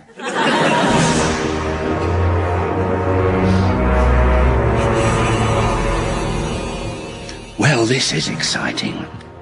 I've always wanted to see the making of a movie, ever since my parents took me to the flicks for the first time. 1941 it was. We saw Bambi. A great movie. You like Bambi? Love it. Especially the comic sequences, you know, like when the mother gets shot. Hey, guys, can you keep the chat down? I'm trying to hold auditions here. I'm sorry. Next. I am Garrick, Colossus of the Shakespearean stage. Uh-huh. Do you have an audition piece? Indeed, it is a soliloquy on the death of Hercules written by that often neglected Elizabethan dramatist, Percival Bartholomew. Never heard of him. He was cut down in his prime, beheaded in the Tower for high treason after the first night of his comedy entitled Queen Elizabeth is Ugly and Bald. The titles were never his strong point. Okay, in your own time. Oh, whoa! Whoa! See how he lies here, stricken, the greatest hero of them all. Oh, that I could rip mine eyes from their sockets, so that I could not gaze on this abomination. Oh, that I could tear out my tongue and feed it to the darkling raven bird of malice, so that I could no longer speak those poisoned words, that mighty Hercules is dead. Dead!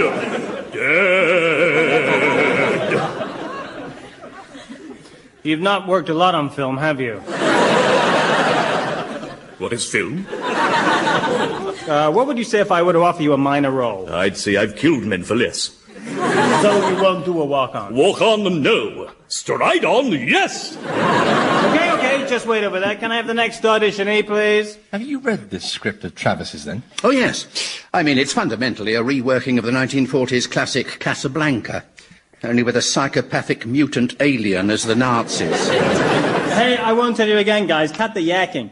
This actor is waiting to do his audition piece. Oh, I'm sorry. Okay, sir, away you go in your own time.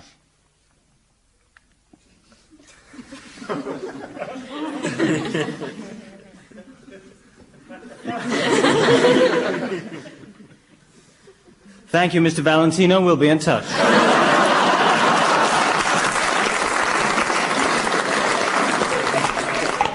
Yo, Prof, how are things in Tinseltown? Has he cast the romantic leads? Humphrey Bogart and Ingrid Bergman. Yeah, I can't wait to meet them.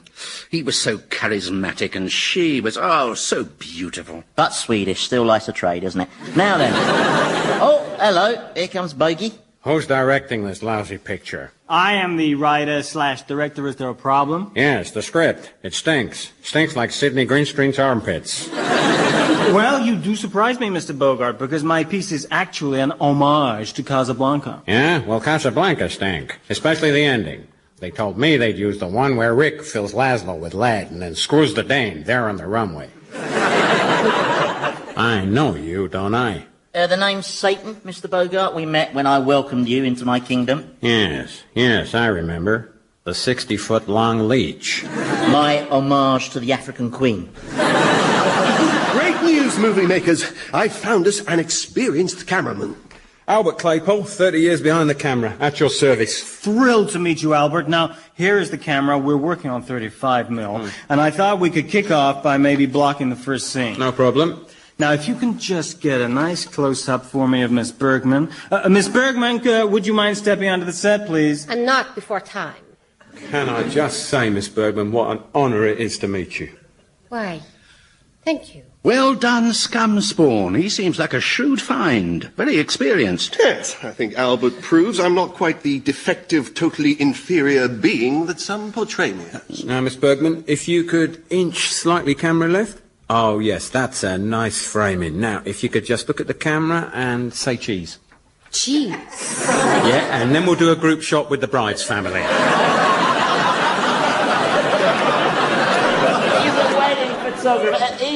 Even by your standards, Scumspawn, that is the king of comic cock-ups. I'd best be on me evil way. I'm due at Victoria to possess the spirit of the station announcer. Passengers are advised when leaving the train not to look down as there is absolutely no gap.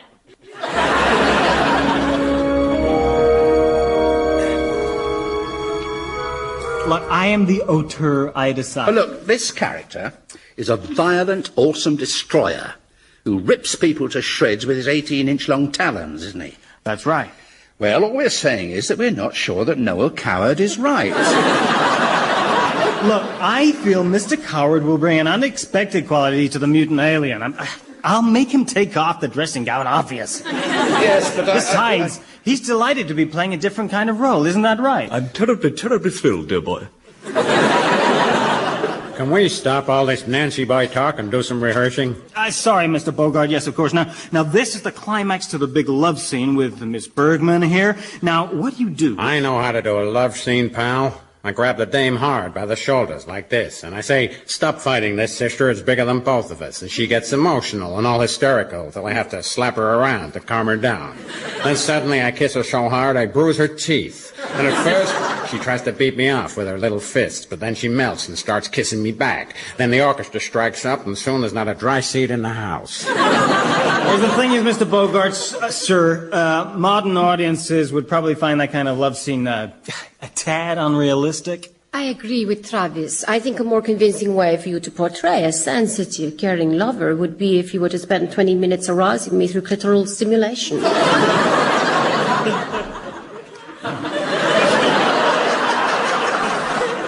Well, it was just an idea. I'm not wasting time on some dame's undercarriage.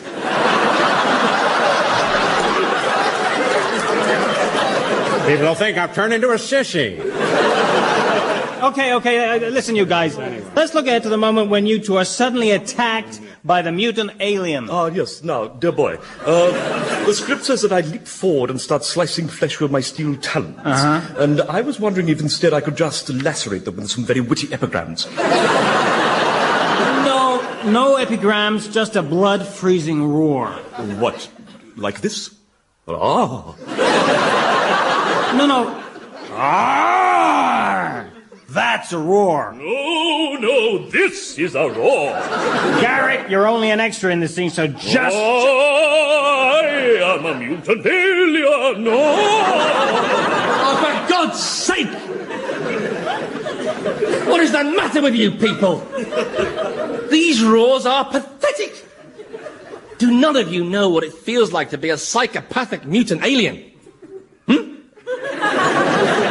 Perfectly simple. You're a deformed creature who's filled with hatred. Hatred for all that smug, complacent normality in the universe. And this hatred burns and bubbles like a volcanic magnet inside you. So when you roar, it all bursts out and the roar sounds like this!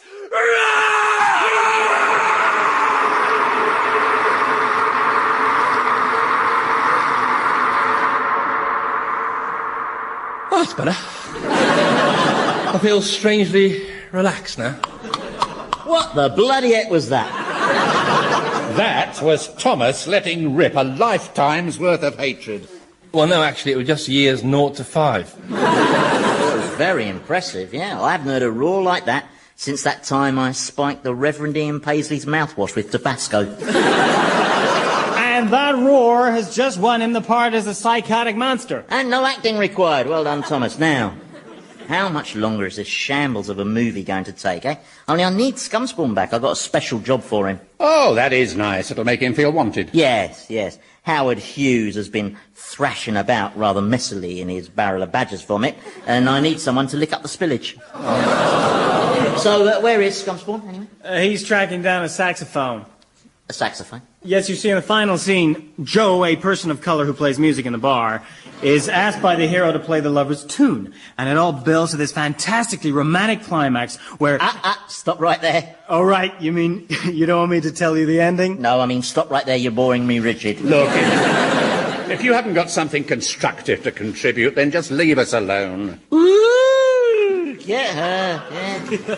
Tell me, Prof, have you been enjoying seeing these Hollywood legends close up? Well, yes, I have, actually. It's been fascinating. Good, good. It's probably been taking your mind off the revelation that your wife found you as exciting as a Formica work surface. Yes. Yes, because the last thing you want is to be constantly reminded that your marriage was something of a sham. That would really depress you, wouldn't it? If someone kept reminding you of that again and again, you know. Listen, can we cut the cackle and get this picture finished? Yes, actually, I kind of wanted to have a talk about that. About what? About when this picture's finished. I'd be... Totally content, remember? Yes, I know well, it seems a shame no one will see it. I'd be grateful if we could arrange a small screening. He wants a screening now, Prof. See, what did I tell you? Never, ever happy. All right, then. You can have your screening. Yes, why not? Where's the harm? Oh, there'll be plenty of that.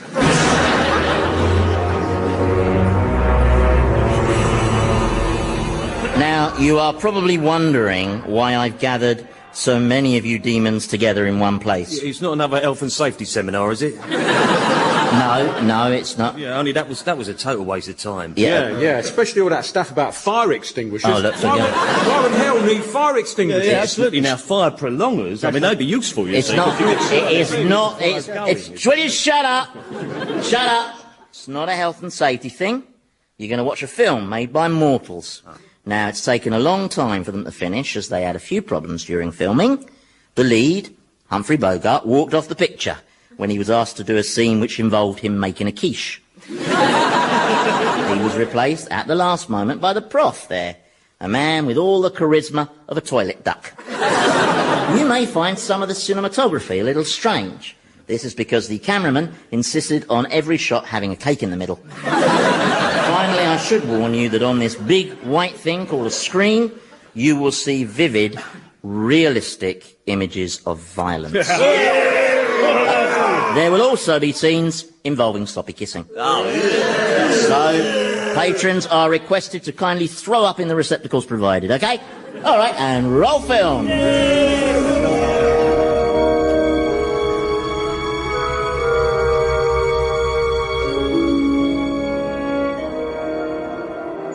Hold me, my darling. You know I'll always love you. Oh, bloody hell. Till the stars fall from the sky. Dear, oh dear. Till the end of time. Oh, here come the tears. Feel free to jeer, guys. Guys? Shh. Who shushed me then? Satan will not be shushed, all right? And I will always love you, my darling. But we must go on different journeys, you and I. Right, that does it. I can hear a demon blubbing. Is it you? No, I've just got some dust in my eyes. Remember me as I am now, as I remember you. And no matter what new worlds we are destined to explore, in our hearts, this moment will live forever. Oh, I can't take much more of this. Joe, I'm here. play our tune, Joe.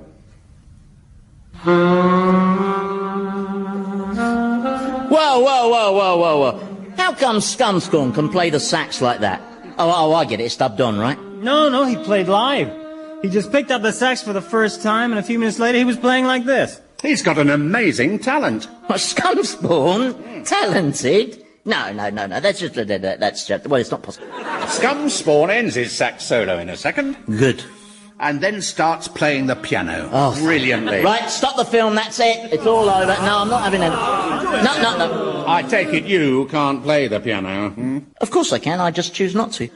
I find it, it's too plinkety-plonkety for me. Anyway, thank God we don't have to sit through any more of that trite fest, eh, lads? Well, we thought it was terrific. Yeah. Well, thank you kindly. Especially the mutant alien. Yeah. Oh, you were so scary. Really? Well, cheers. Right, the next demon I see asking Thomas for his autograph gets their ass turned to cinders, is that clear? Now back to your post, a lot of you. Go on. You let me down very badly. Oh, and Scumspawn? Yes, my prince. Eat that saxophone. But you just can't cope with the idea of him having a talent, can you? Eat it, Scumspawn. That will give him a life of his own, make him less dependent on you. With respect, Prof, shut your face. Scumspawn, eat that sax. Yes, my prince. It's funny, you know. I've never had any of that stuff before. You know, when someone says you've done well.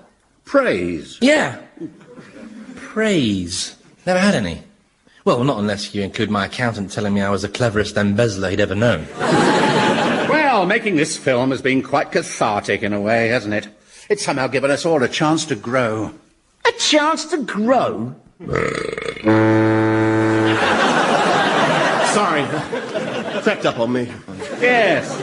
Thomas got his praise, and I got to make the kind of speech I'd like to have made to Deborah. Ah, but you never did you know? You were too much of a boring dullard. Ah, no. My confidence is very much restored in that department.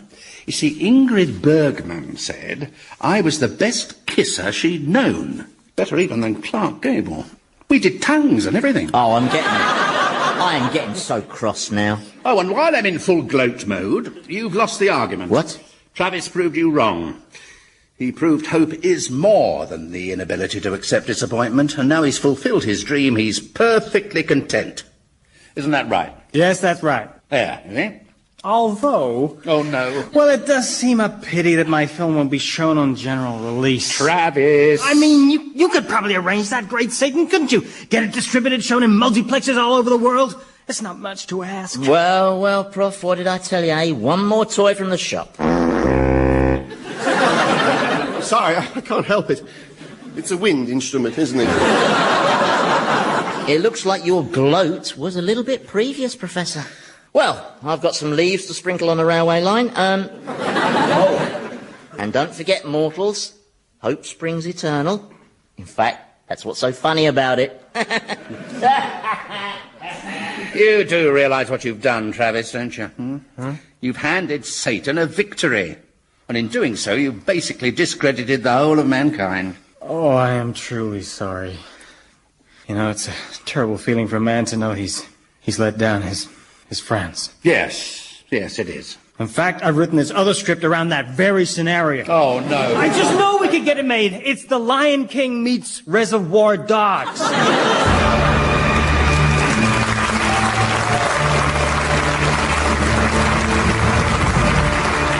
Old Harry's Game featured Andy Hamilton as Satan, James Grout as the Professor, Jimmy Mulville as Thomas, and Robert Duncan as Scumspawn, with Felicity Montague, Philip Pope, Nick Revel, and Michael Fenton Stevens. The programme was written by Andy Hamilton and produced by Paul Mayhew Archer.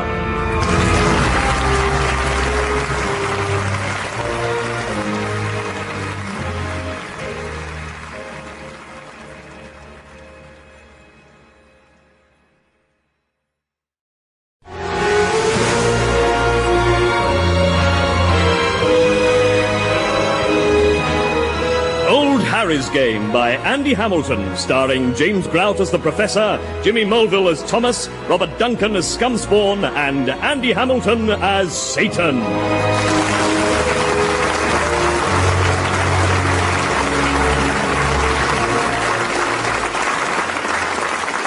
And you see, Thomas, an individual's consciousness develops through various stages. We start out as fetuses in an environment that is geared exclusively to our well-being. And then we're born, and soon we start to realise we're just a part of a huge, complicated world. Right. For a while, we resist. As toddlers, we fight to impose our will on this new environment, to enslave the world and make it work entirely for our benefit. So, what's the next stage? Trick question. There is no next stage. Well, there is, actually. It's where you begin to interact with society and acknowledge that other people have needs as well. That's the next stage. All right.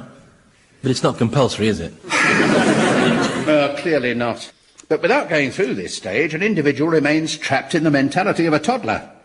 He doesn't develop emotionally beyond a pattern of infantile behaviour that is, can you not flick bogies at me while I'm talking to you, please? Greetings, mortals. Professor, there's some post for you. Oh, is there? Of course not. This is hell, you fool. Still,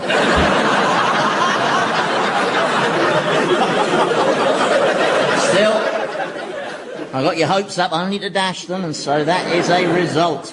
And how are you, Thomas, you Peter Stinkweed? Is the prof here still studying your hideous and obscene psyche? Yes. His latest theory is that mentally I'm a toddler. Oh, not that advanced, surely, but... You're in a repulsively ebullient mood. Well, that's because I'm throbbing with pride, you see. I am organising one of the most significant cultural events ever to be staged in my infinite kingdom. Do you want to come and see it? It's not another one of your sadistic concerts, is it? Oh, honestly, you try to provide a little musical diversion. It's torture. I mean, making us sit and listen to that 6-year-old doing his recorder practice. I mean, the kid wasn't exactly musical, was he?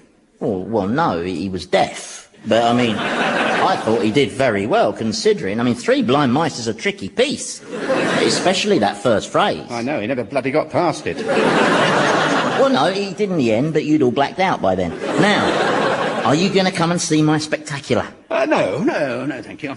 I think I'll just stay here and continue my psychological analysis of Thomas.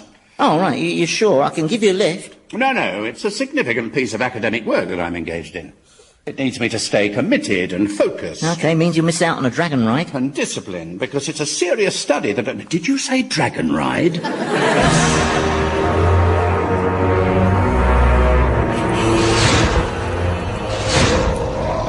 OK, just put us down here gently, boy. Whoa, oh, that's... No, not nice landing. OK, boy, thank you. That'll be all. Bye. So, Prof, did you enjoy your first ever flight on a dragon? Well, it was a bit on the turbulent side, especially when he started looping the loop. I didn't enjoy that. No, I guess that from the vomiting. So, Prof, that's what I bored you to see over there, isn't it magnificent? What is it? Well, it's a dome, isn't it? You know, a millennium dome, like the one in Greenwich, only this is my celebration. Oh, I see. Yeah, I mean, obviously, my dome differs from the official Millennium Dome in some regards. For a start, my dome is in the shape of a dome. Theirs isn't. But then I suppose come and visit the Millennium sort of big white knotted hanky-shaped type thing doesn't have that same ring, does it? So, now then, down there, that large arena, that's the Spirit Zone. My God, there must be 20,000 people there. Oh, yeah, and all the religions are represented in the Spirit Zone, apart from Scientology, which I put over there in the total bollocks zone. And what happens in this Spirit Zone? A fantastic pageant. You see, at regular intervals, a bell rings, and all the Christians attack the Jews. Then the Jews attack the Muslims attack the Hindus attack the Muslims back, then they both attack the Christians attack each other, then the Muslims split, the Sunnis attack the Shiites, then the Orthodox Jews attack the progressives, until you end up with a kind of blood-soaked chaos that can only be caused by organised religion. And then just when you think it couldn't get any more entertaining, another bell sounds, and they all stop fighting each other, put aside their differences, and beat the crap out of the Buddhists.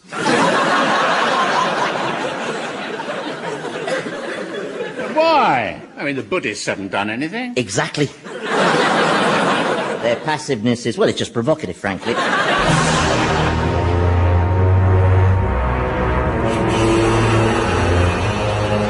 Professor? Professor? He's not here. He told me I was infantile and I went for a ride on a dragon with your boss. You know, the lonely goat arse. Don't mock his infernal majesty. If he hears you, then he'll devise foul torments that... Look, recently he's immersed me in a vat of camel spit, made me play cricket stark naked with no pads and a porcupine for a ball, and he imprisoned me inside the bloated liver of Dylan Thomas. I mean, what more could he possibly do to me? No, you're right, you think of something, I'll keep my voice down. Yes, I would if...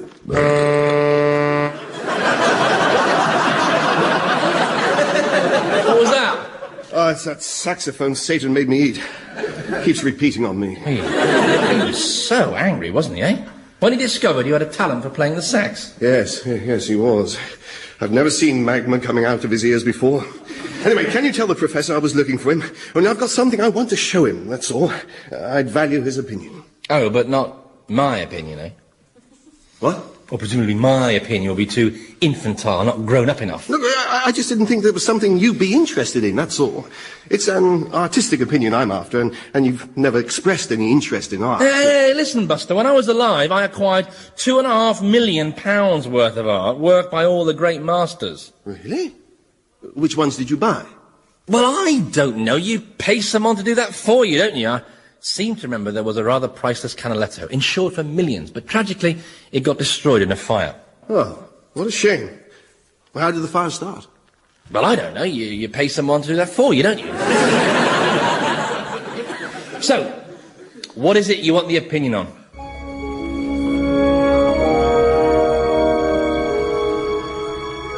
Well, I'm sorry, but I think that this exhibit is, well, it's an insult. It's a symbolic representation of the sum total of man's cultural achievements.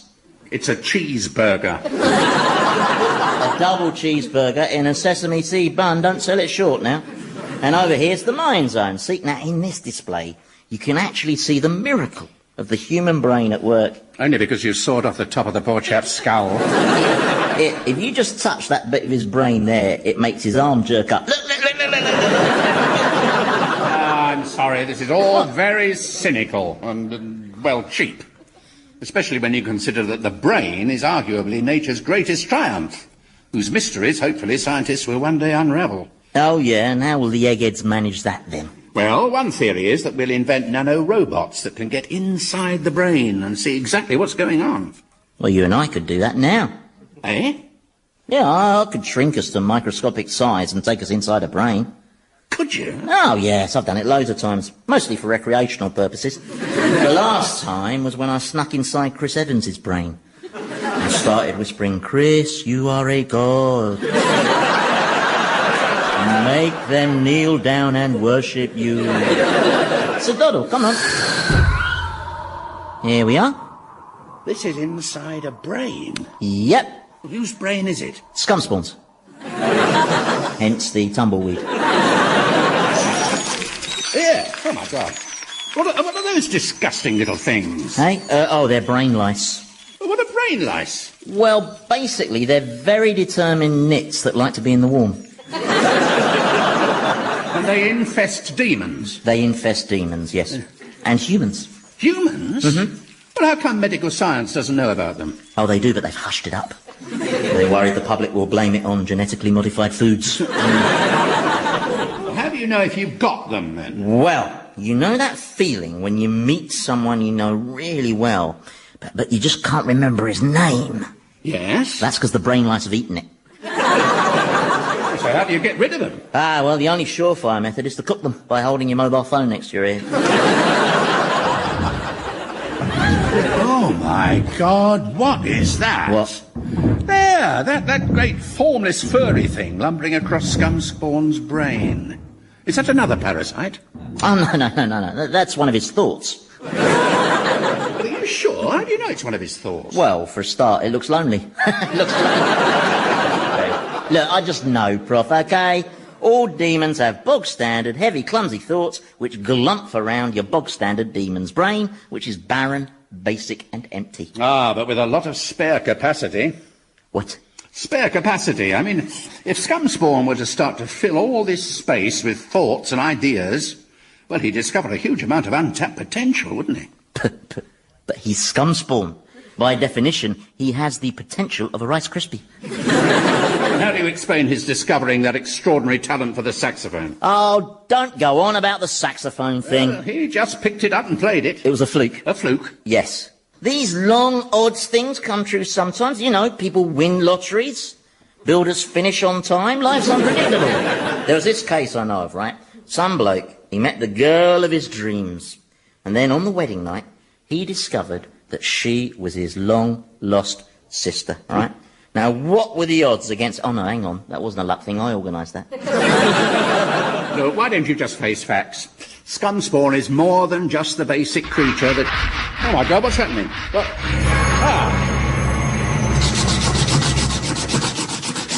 Why are you scraping your head against the wall? I've got this funny tickling feeling deep inside my head. Seems to have stopped. So you're saying you painted this picture? Yes. What do you think? It's brilliant. Brilliant? Hmm? Oh, right. It's a portrait of Satan. I can see that. You've really captured his colouring, that horrible green. Yeah, well, I achieved that colour by blending lots of different shades of snot, which also gives it that dimpled texture of mucousy gunkiness. Yes, all right. Don't destroy the mystique. I'm particularly pleased with the eyes. Oh, yes, you've got exactly the right shade of paranoid orange. But I also think I've managed to get the inner sadness that's always there. Inner sadness? Yes, you must have noticed it. No, I find it hard to get past the sadistic gleam, really. Hello, that's odd. What is? Well, I've got a funny tickling inside my head now. Oh, look out! Mind that! What's happening? Okay. Watch your back. So, this is Thomas's brain. That's right. This is the section that receives messages from his nervous system. Yes. This nervous system does seem particularly nervous. Yep, jumpier than a lavatory attendant who's just seen George Michael walking. Is there any chance we could have a bit of a rummage around in Thomas's memory? Yeah, sure thing. It's just through this door. Hang on a sec. Boo! Sorry, I just couldn't resist that. But it wasn't me. He fell. You've got to understand. If you don't have sex with me, I'll become physically ill and die. Here we are. Thomas's memory. Not a pretty place. Quick, fill his pockets with stones. That way he'll sink faster.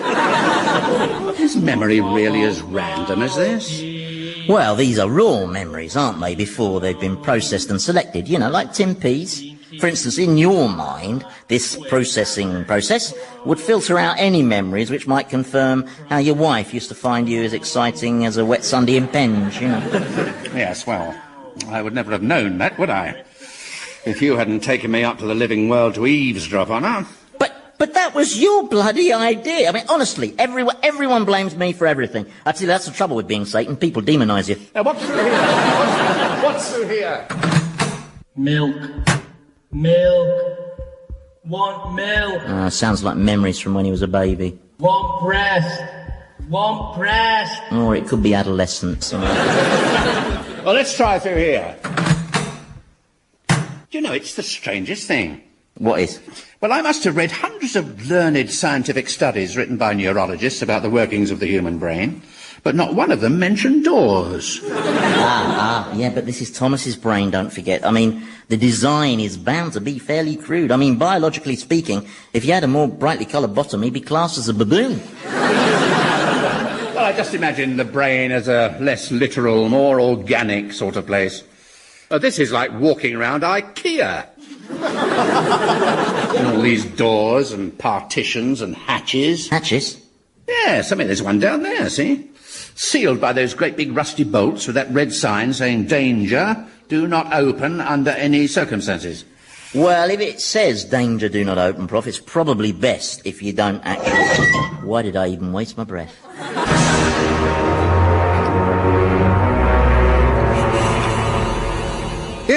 Yes, I really have caught the look in Satan's eyes. Fascinating things, eyes, aren't they? Sometimes you look into someone's eyes and you feel you can read their innermost thoughts. I know what you mean. I remember this expression in my parents' eyes. Hard to describe. It was a look of disappointment, tinged with just a hint of terror. I can picture it now. I can see their eyes staring up at me from that well. Do you think I should show my painting to Satan? I mean, he might be quite flattered. Yes, he might be flattered by a portrait that shows him as vulnerable and deeply sad. Yeah, well, because I portrayed him in quite a sensitive light. Yeah, the soft, bogey green light. Yeah, and it is fundamentally a sympathetic representation of him that brings out the more melancholic, gentler side of his personality. I'd better hide the painting. I think so, yeah.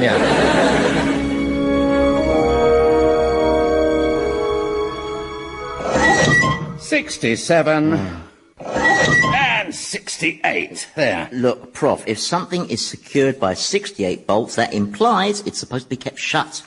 Yeah, exactly, but why? Perhaps because whatever's under this hatch cover is so dreadful that it has to be locked away, sealed up, because it's something Thomas would feel ashamed of. Something Thomas would feel ashamed of? No, sorry, I can't get my head around that one. No, it's too weird a concept. But the key I'm looking for might be in here. The defining experience or experiences that stopped him growing emotionally. He chose not to grow. It meant he had more fun. And here's your invite, Ben. It's another memory. And here's your invite, Saskia. And yours, Patrick. What about me? Aren't I invited to your stupid birthday party? No, Thomas. Mummy says she doesn't want me to invite you. Why not? Because of what happened when you came round to play and played those naughty games. What naughty games? Hide and seek. What's naughty about hide and seek? It took the police 12 days to find my little brother. Is that my fault? Yes, it is. You hid him on an oil tanker bound for Tangiers. He likes boat rides. And my mummy was very cross about all those other games you showed us. Pin the tail on the postman and blind man's buff. Using a real blind man. Oh, shut up, you big sissy. My mummy says she won't have you in our house again. She says every time you come round, you make a terrible mess in her bedroom and all her expensive jewellery goes missing. Oh, leave off. Your mummy hasn't got any expensive jewellery. Now, Paul's mummy, she's got expensive jewellery. Not anymore, she hasn't. Thomas, my daddy says he thinks you're the most interesting little boy he's ever met. Oh, thank you, Patrick. Yes, he says you're a psychopath. A psychopath? Yeah, he said in all his years as a psychiatrist, you were the most obvious psychopath he'd ever seen. I'm not a psychopath, and if anyone tries to ride their bike along me... Anyway, you're not invited to my party, and that's that. So I'm the only kid in the nursery not invited? That's right. But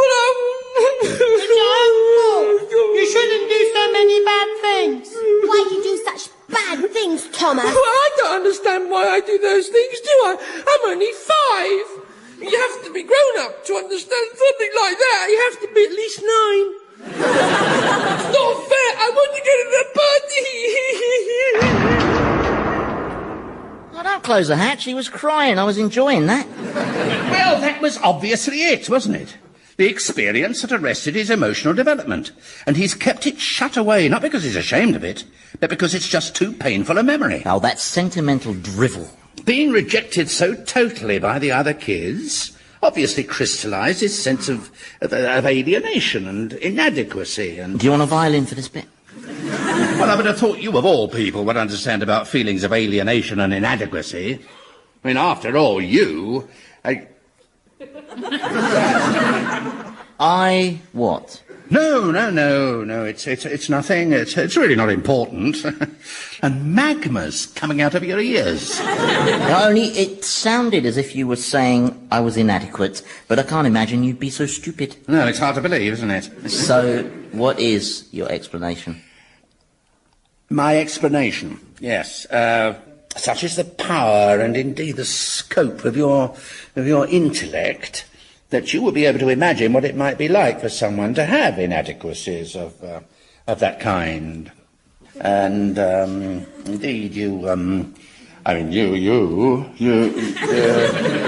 You don't believe a word of this, do you? Well, let's just say that as liars go, you're hardly in the Jonathan Aitken class. Well, I did my best. Well, fortunately, Prof, I've decided to be merciful. Hardly the response of someone riddled with supposed inadequacies. I think you'll agree. No. However, if you should repeat any of this ill-founded rubbish in company, thus undermining my imperial authority, then I'm afraid I shall be obliged to punish you in ways so extreme and traumatic that even I will need to lie down afterwards. Do I make myself clear? Horribly so. Right, now let's head home. I need to supervise the next entertainment at my antidome. Papal bullfighting.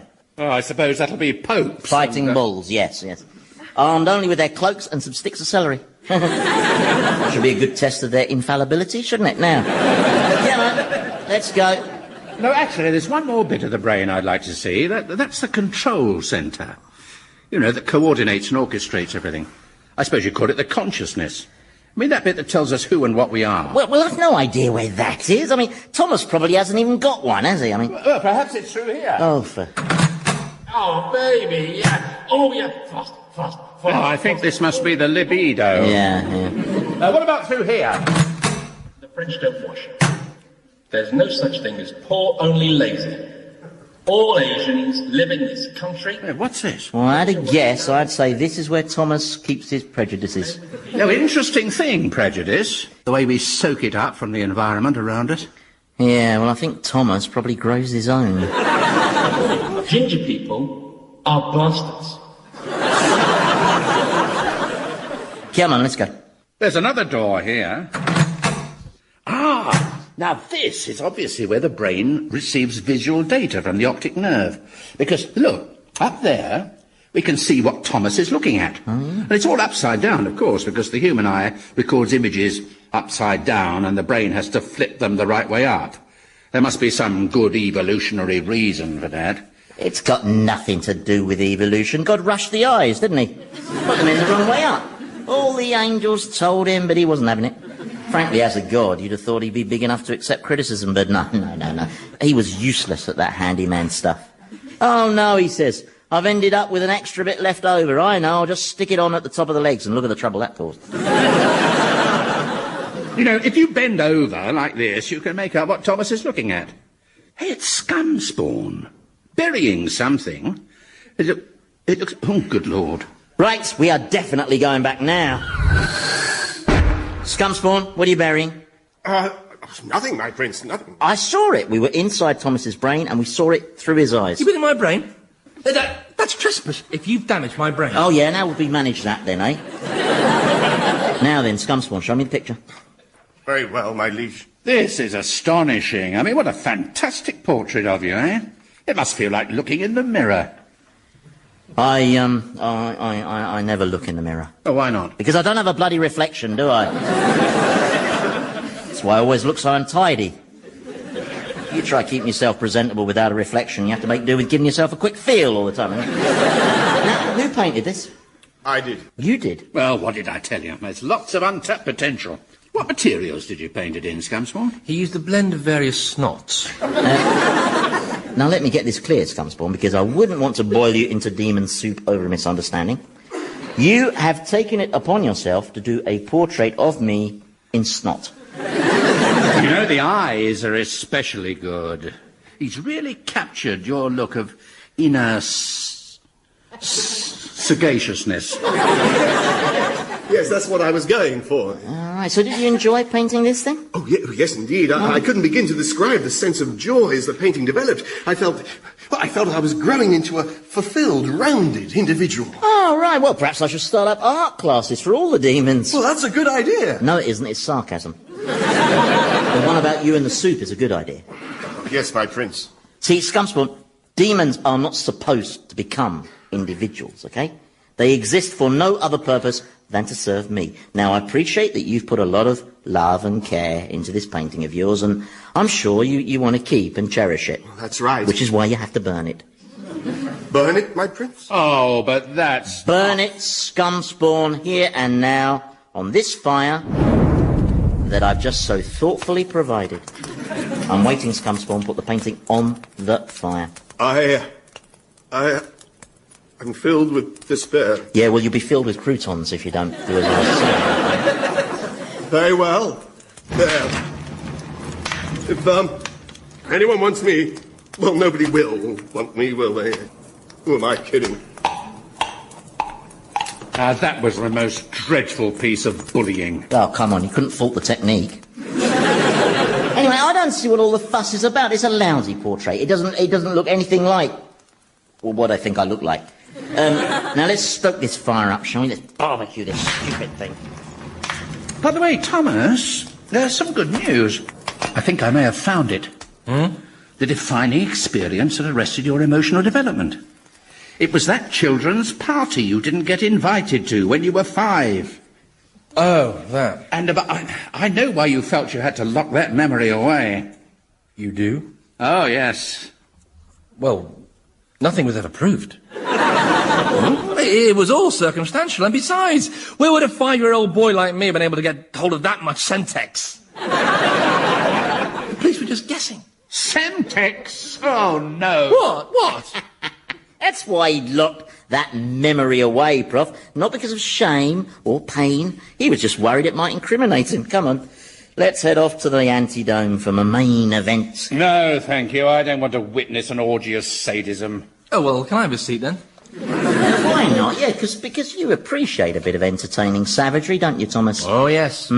Well, I can promise you a great view right in the middle of the excitement. We'll go by dragon. You're not scared of flying, are you? No. No, well, not yet, anyway. It'll be a really exciting show. Right. Yeah. Do I need to take anything? No, just this red cloak. And this stick of celery. All right.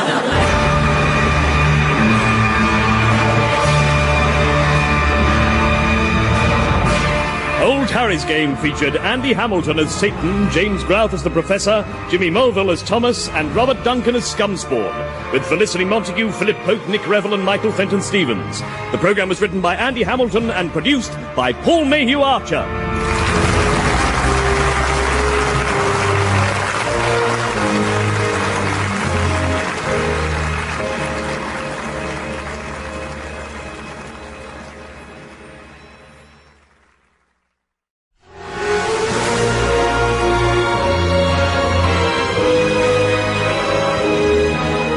Harry's Game by Andy Hamilton, starring James Grouth as the Professor, Jimmy Mulville as Thomas, Robert Duncan as Scumspawn, and Andy Hamilton as Satan.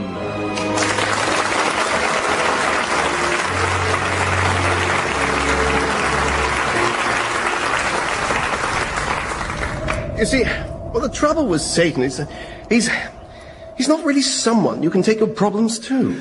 No, he's more someone you get your problems from. So I haven't felt able to tell him how I've started to experience this feeling, this desire to express myself more as an individual, because I just feel that I have so much more to offer. Oh, why do all employees bellyache like this, eh? When I was alive, I had a basin full of it. I was besieged by self-pitying underachievers, even the office cleaner. I shouldn't be doing this, she said. I'm too old to be a cleaner. You work me 12 hours a night, 7 nights a week, and 10p an hour. It's not right. I deserve better than this. So I told her straight. Oh, stop whining, mother.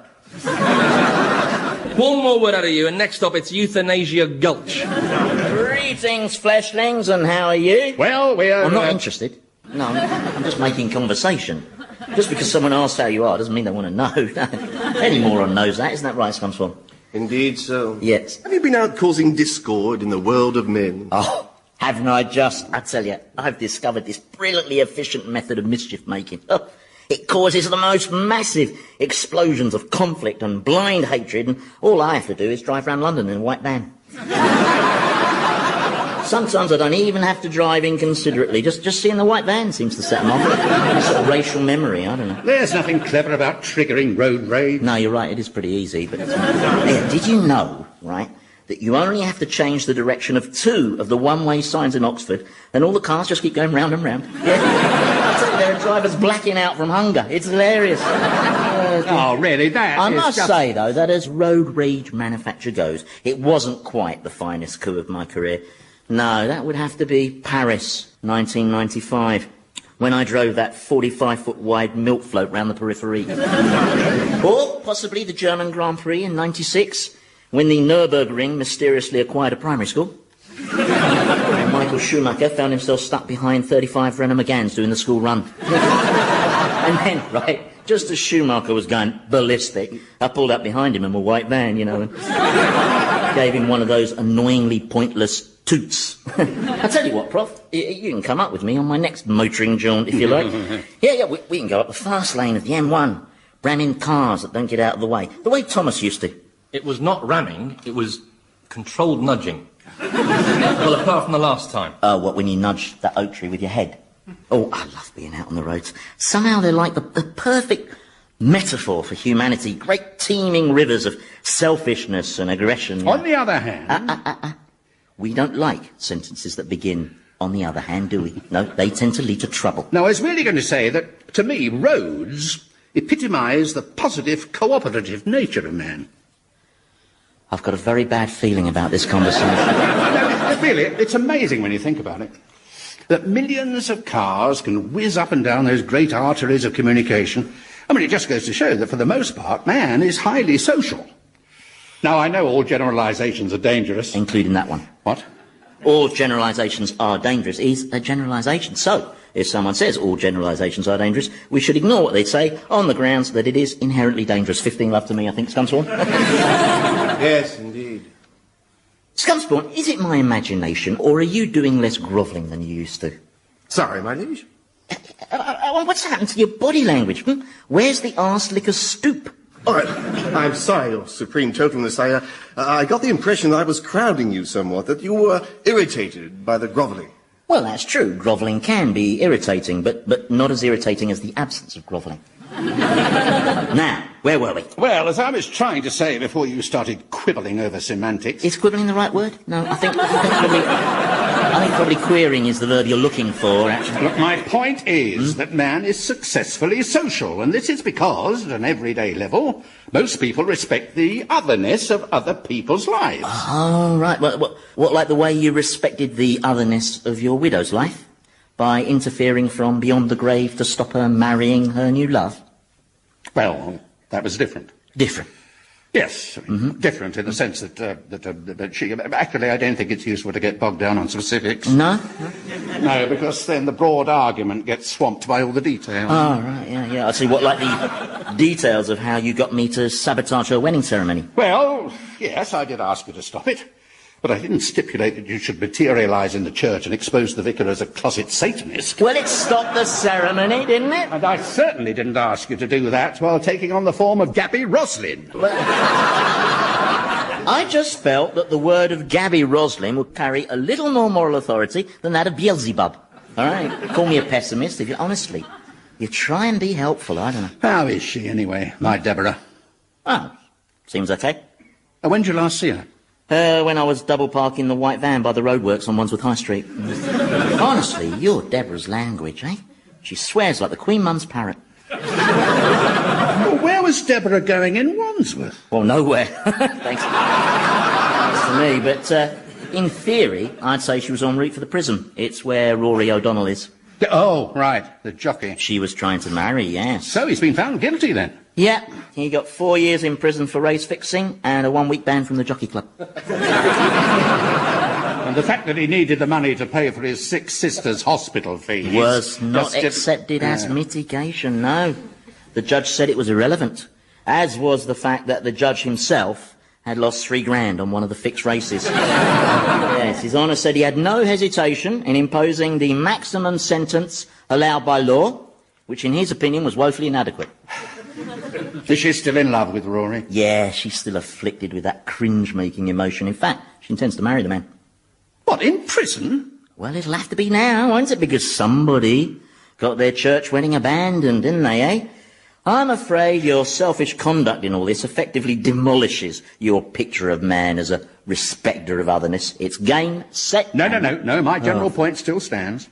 Because if humans didn't display this mutual respect, then you wouldn't have the great cooperative social ventures like, cities, or the international air networks, the UN, the space programme, the World Cup. The World Cup? Yes. I mean, of course, I know there's always an element of conflict and competition. I mean, who was it said that sport is the continuation of war by other means? I don't know, but you'd obviously been to Millwall. But it is... In essence, something like the World Cup is... A sleaze fest, that's what it is. Characterised by greed, corruption, jingoism, violence, and endless opening ceremonies involving parachutes. I mean, it always ends up as a celebration of man's revoltingness, as any such event is doomed to do. Well, there's a generalisation if I ever heard one. I can prove it. Here and now, right? We'll stage a World Cup between the nations of men. What, here in hell? Well, it's hardly a suitable venue for a World Cup. Well, they had one in America. But there's no grass here. You can play football on hot cinders. You just have to keep on the move and go easy on the slide tackles. Well, what about the ball? I told you go easy on the slide tackles, right? And if I'm right about human nature, as I invariably am, then this tournament will descend into total carnage. And if you're right, then, well, I'll eat my horns. You're on. Oh, yes, this is another one of my brilliant ideas, isn't it, Scumspawn? Yes, indeed, my prince. And I'll have the rest of that grovel now, please. Sorry, it's a fantastic idea, your infernal perfectness. I feel honoured to have witnessed its inspired inception, O supreme emperor of the realm of infinite despair. Yeah, it's not bad, and the body language is more servile, you know. But you know earlier, when I referred to the arse-licker's stoop... Yes, my prince? I was speaking figuratively. Oh!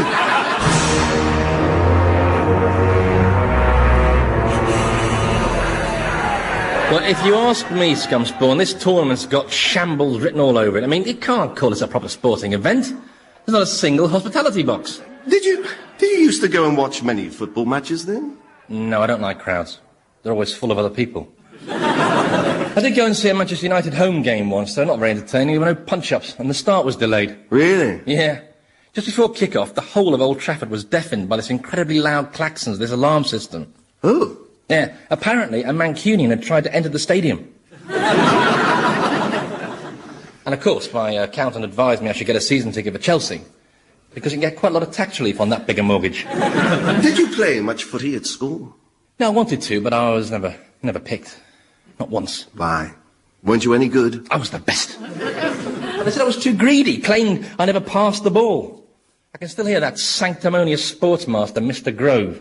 Your problem, Thomas, he said, is you don't realise it's a team game. And your problem, I said, is you got a very ugly wife. 3 detentions I got for that, for a bit of playful banter. Thomas, can you just come over here a sec? What now? Now then, men, I just wanted to say to those of you who will be playing for England that not only are you representing your country, but more importantly, you're representing humanity. Right. So, what I beg of you is that you approach this competition in a sporting manner. So, no elbowing, no stamping on opponents. What, not even if he's lying helpless on the ground? No. Not even if he's Argentinian? No. Satan assures me you've all played football at a reasonably high standard. I played for Crystal Palace. Well, all right, apart from you. You're all reasonably proficient. Yeah? OK, good. Which brings us to the question of who should be captain. Well, Percy should be skipper. He captained the team that won the FA Cup. Oh, is that right? Are you a cup winner? Oh, yes, with the old Carthusians in 1881. It was an epic encounter. Old Carthusians beat old Etonians 3-love. I bet people are talking about that match still. Yes. And are old Carthusians still dominating the world of football? Not totally, no. To be honest, the public schools rather moved out of soccer into rugby union. Oh, I knew that would happen, yes. It was the invention of the scrum that did it. Once word got round that there was a sport where it was legal to stick your face into your friend's bottom, then... Yes.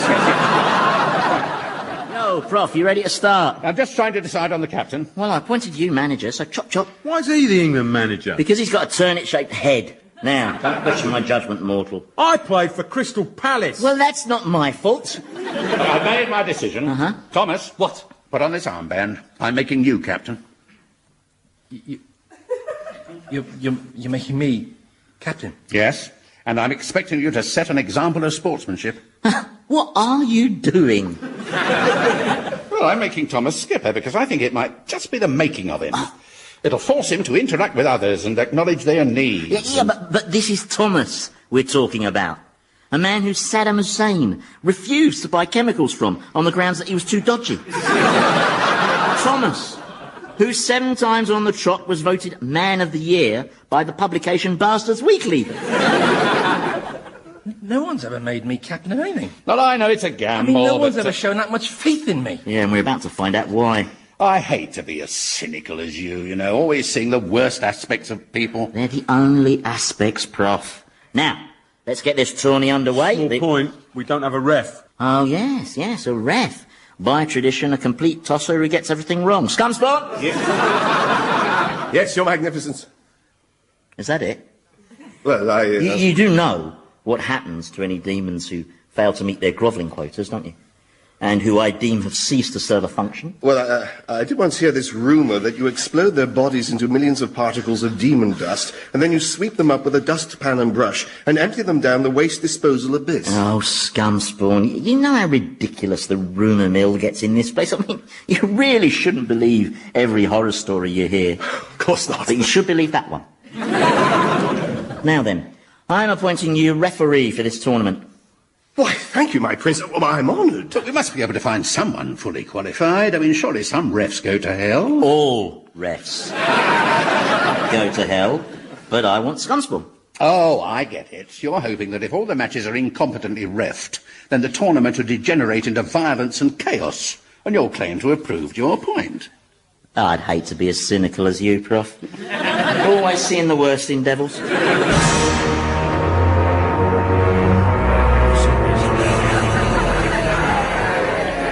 All right, now then.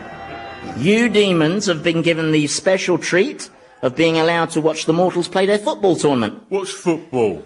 Well, it's basically the same game as that one we play, you know, where 2 teams using only their feet try to score in each other's goal, except that they use a ball instead of a priest.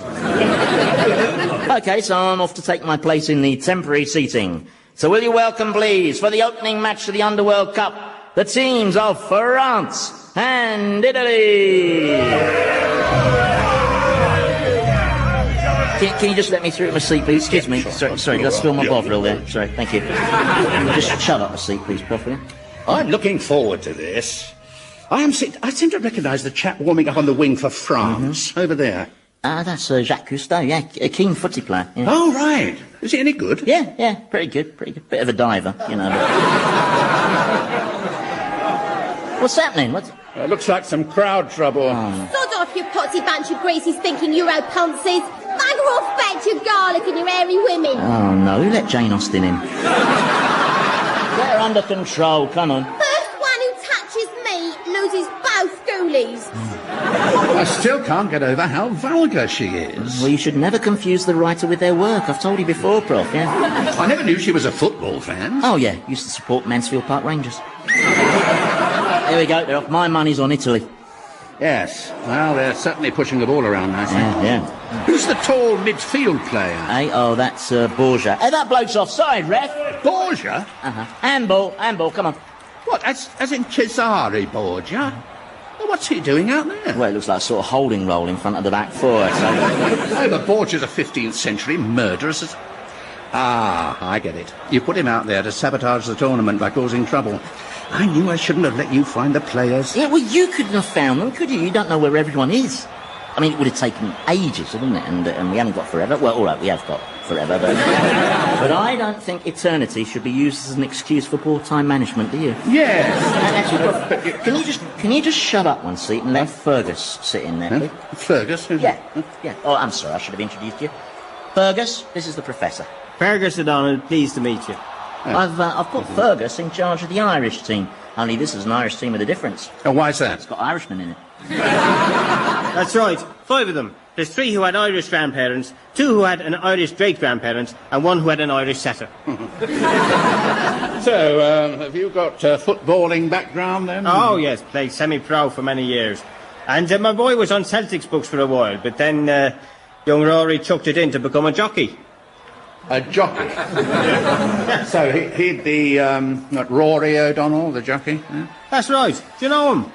Well, Prof, do you know Fergus's son, Rory O'Donnell, the jockey? I've met him through a mutual acquaintance. All right. And would this be recently? Quite recently. Yeah. And how is my boy? He's fine. Just let's watch the game, shall we? Oh, right. Oh, look, did you see that tackle from Borgia? Wasn't that brilliant? Rubbish. Oh, referee, what's he blown up for? Right.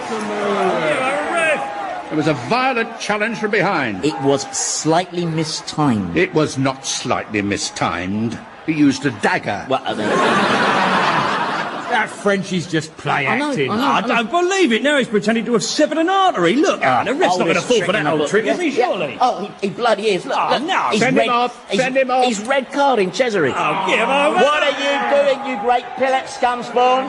Who's the wanker with the horns? Who's the wanker with the horns?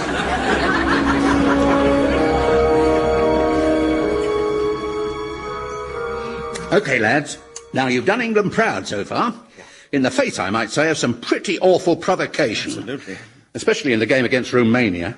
But fortunately, Scumspawn handled the Vlad the Impaler incident very well, I thought. Yes, and as for your captaincy, Thomas, you've shown leadership and a marvellous sense of fair play. Yeah, nice one, Thomas. Absolutely, well done. What do I do now? Sorry? When people say nice things to you, what do you do? Well, you just accept them with a smile. Oh, all right. So it's all a bit new, I'm afraid. Well, you're doing jolly well, Thomas, old chap. I'll get you for that, you bastard! I'm so sorry. I was force of habit. I'm sorry. Hey, Prof. Are you lot ready for your semi-final? Ready and confident. Good. Oh, incidentally, your opponents have had to make a few team changes. Really? But the Germans looked very strong in the last round. Oh, yeah, but you know what it's like when you've got so many big games so close together. You know, you need to make full use of a large squad. Yeah, so they brought in this nippy little striker. You can just see him warming up over there. That's Attila the Hun, isn't it? Yeah. He's got a very nice left foot, hasn't he? Yes, but whose is it? And why is he waving it around on that pole? He's just trying to psych us out. But it won't work, will it, lads? No. We won't be provoked. What is he doing? He's rising to the occasion. That's right. I'm captain of England. And captains of England behave with dignity and honour. Two things you know very little about. Well, I bet you had to look them up. Who's in charge of the German team? I am, Scumspawn. And Scumspawn, I trust you're not going to ref this semi in the same officious, prissy, over-strict manner as the previous games. Well, you gave me the honour of being referee, and I'm determined to uphold the rules, if it's the last thing I do. And it may well be, believe me. Which brings us to the problem of Attila the Hun. Problem? Yeah. You see, I'm afraid Attila the Hun's ineligible to play on grounds of nationality, because he's not really German. He's Attila the Hun. Hun. You know, unless he was called Attila the BMW driving sauerkraut scoffer, he couldn't be more German, could he? You see, I looked it up, and the Huns were a nomadic tribe who swept into the German lands from the plains to the east. So I'm afraid, strictly speaking, Attila does not qualify to play for Germany. He can play for Ireland. I don't want him to play for Ireland. Well, I bet when you appointed Scumspawn as ref, you didn't expect him to be so authoritative, eh? Still, life's full of surprises. Not for me, it isn't. I'm the Springer of surprises, not the Springy. And I hardly think, Scumspawn, that defying me in front of witnesses constitutes a return to acceptable levels of grovelling. You have to keep to the rules, or anarchy beckons. No. The dustpan and brush beckons. Oh, let him have Attila. Hey? Well, you're obviously one of those people who just has to cheat. But we're not bothered. We'll rise above it. Won't we, lads? Well said, Skipper. Good. That's right. I mean, the whole point of this event is to show sport as a manifestation of man's civilised social nature. So regardless of what you do, we shall play this semi in a spirit of sportsmanship and fair play and decency as we whip your big hairy arses.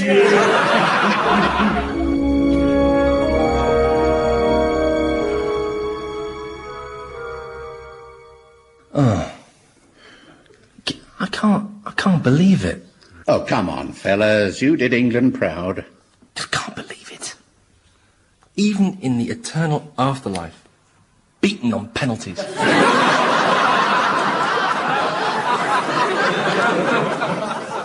By Germany. Again. Come on, heads up. I just came back to say hard luck, fellas. I thought you did really well. Well, we thought you did really well. The way you stood up to Satan's gamesmanship. Especially when he tried to substitute his entire midfield with that pack of Rottweilers. Well, they weren't on the team sheet, you see. Quite right. Also, even though there is no specific rule on the use of attack dogs, I'm pretty sure it's against the spirit of the game. Abso-jolly-lutely. Quite. You know, I think in time Satan will come to respect the firm line I took on the matter. Don't you? Yes, I'm sure you're right. I mean, I know he used some harsh words at the time with a lot of F's and C's in them, but I think that was the adrenaline talking. Yes, I expect so, yes. You're not singing anymore. You're a professor. Well, and another well for luck, eh? Oh, what went wrong? Well, anyone can lose in a penalty shootout. It's a lottery. Not when England are playing, it isn't. Betzer and Thomas. Oh, that penalty. You'll be disappointed when you see that one back. Yeah, well, I'm hardly like to see it back, am I, given that we're it... Oh, no, you bloody well filmed it, haven't you? Yes, from every conceivable angle, so we can also relive the rather unseemly confrontation that occurred after your penalty miss. Well, he started taunting me, didn't he, Attila? So I gave him a mouthful. No, you took a mouthful out of his ear. And the ensuing brawl finally confirmed this tournament's descent into the antisocial barbarism that I so shrewdly predicted. But you conspired to provoke it. Oh, yes, blame me. Go on, I don't care. As the Antichrist, you get used to criticism. Can I just say, my prince, how very much I'm looking forward to officiating in the final. Yes, you can say that, only there isn't going to be a final. No final? Don't need it. I've won my moral argument with the prof here, so I'm just off to disperse all the demons and take off Jane Austen's muzzle. But officiating in the World Cup finals, every referee's dream. Hello there, Professor. Oh, hello, Fergus. I just wanted to say bad luck on the penalties and everything. Well, I was thrown by the crossbar, not being a piece of string. Yes, all right, Fergus. Could we have a word in private, Professor? All right, very well, yeah. It's just I got the impression earlier that you knew a bit about my son's circumstances, and well, as a parent, I worry about him. You know, I mean, he's got a good heart, but he's always been a bit of a chancer, and he's not in any trouble, is he? In trouble? Yes. Well, actually, no, he's fine. Oh, thank goodness. I've always felt that all he really needed was the love of a good woman. Yeah, well, he's got that now. Really? Oh, that's fantastic. What's her name? Deborah. And, what's she like? Oh, she's wonderful. Oh, that's really putting my mind at ease, Professor. You know, I do miss the lad. Yes. Funny thing, when you're alive, you miss your loved ones who've died, but you never imagine they might be missing you. No. No, you don't. Well, I'm away off to meet Pitts. Nice to have met you, Professor. Nice to have met you, Fergus. I know you're around here somewhere, Satan. Surprise! Yeah, I was being invisible right beside you. I never get tired of doing that. It's a great laugh, especially in saunas. Fergus was some sort of a test, wasn't he?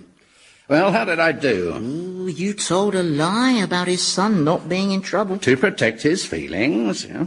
Yeah, well, maybe you scored a bit of a late consolation goal there. There you are, my liege. You disappeared while I was in mid-sentence. Ah, yes, now talking of sentences, it's time for yours. Sorry? Well, you did defy me, didn't you? Several times, in fact, so I'm afraid it's the waste disposal abyss for you, dust boy. No, please. Bye-bye, scum spawn. Are you really as pathetically weak as that? I beg your pardon? Are you so insecure that the moment an underling asserts his individuality the teeniest bit, you feel so threatened you have to pulverise him to dust? It's laughable, isn't it, Thomas? Yeah? Oh, sorry, I've got a bit of Attila's ear stuck between my teeth. Or is it that you're jealous, eh? Jealous of the fact that Scumspawn, unlike you, is changing and growing. Jealous that he's becoming less dependent on you. Well, cat got your tongue? Listen,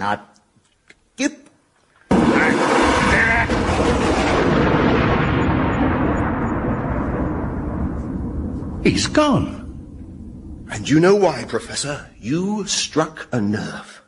That's why he ran away. He knew you were speaking the truth. That's why he's so angry. He just can't handle it. And that's why he's coming back with a dustpan and brush. Oh, my God!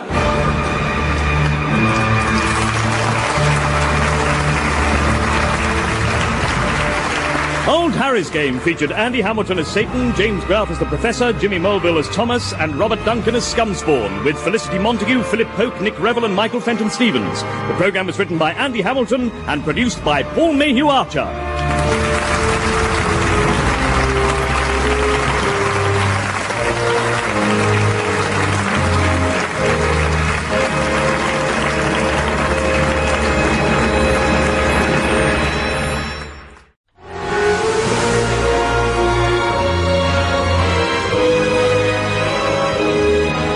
Harry's Game by Andy Hamilton, starring James Grout as the Professor, Jimmy Mulville as Thomas, Robert Duncan as Scumspawn, and Andy Hamilton as Satan.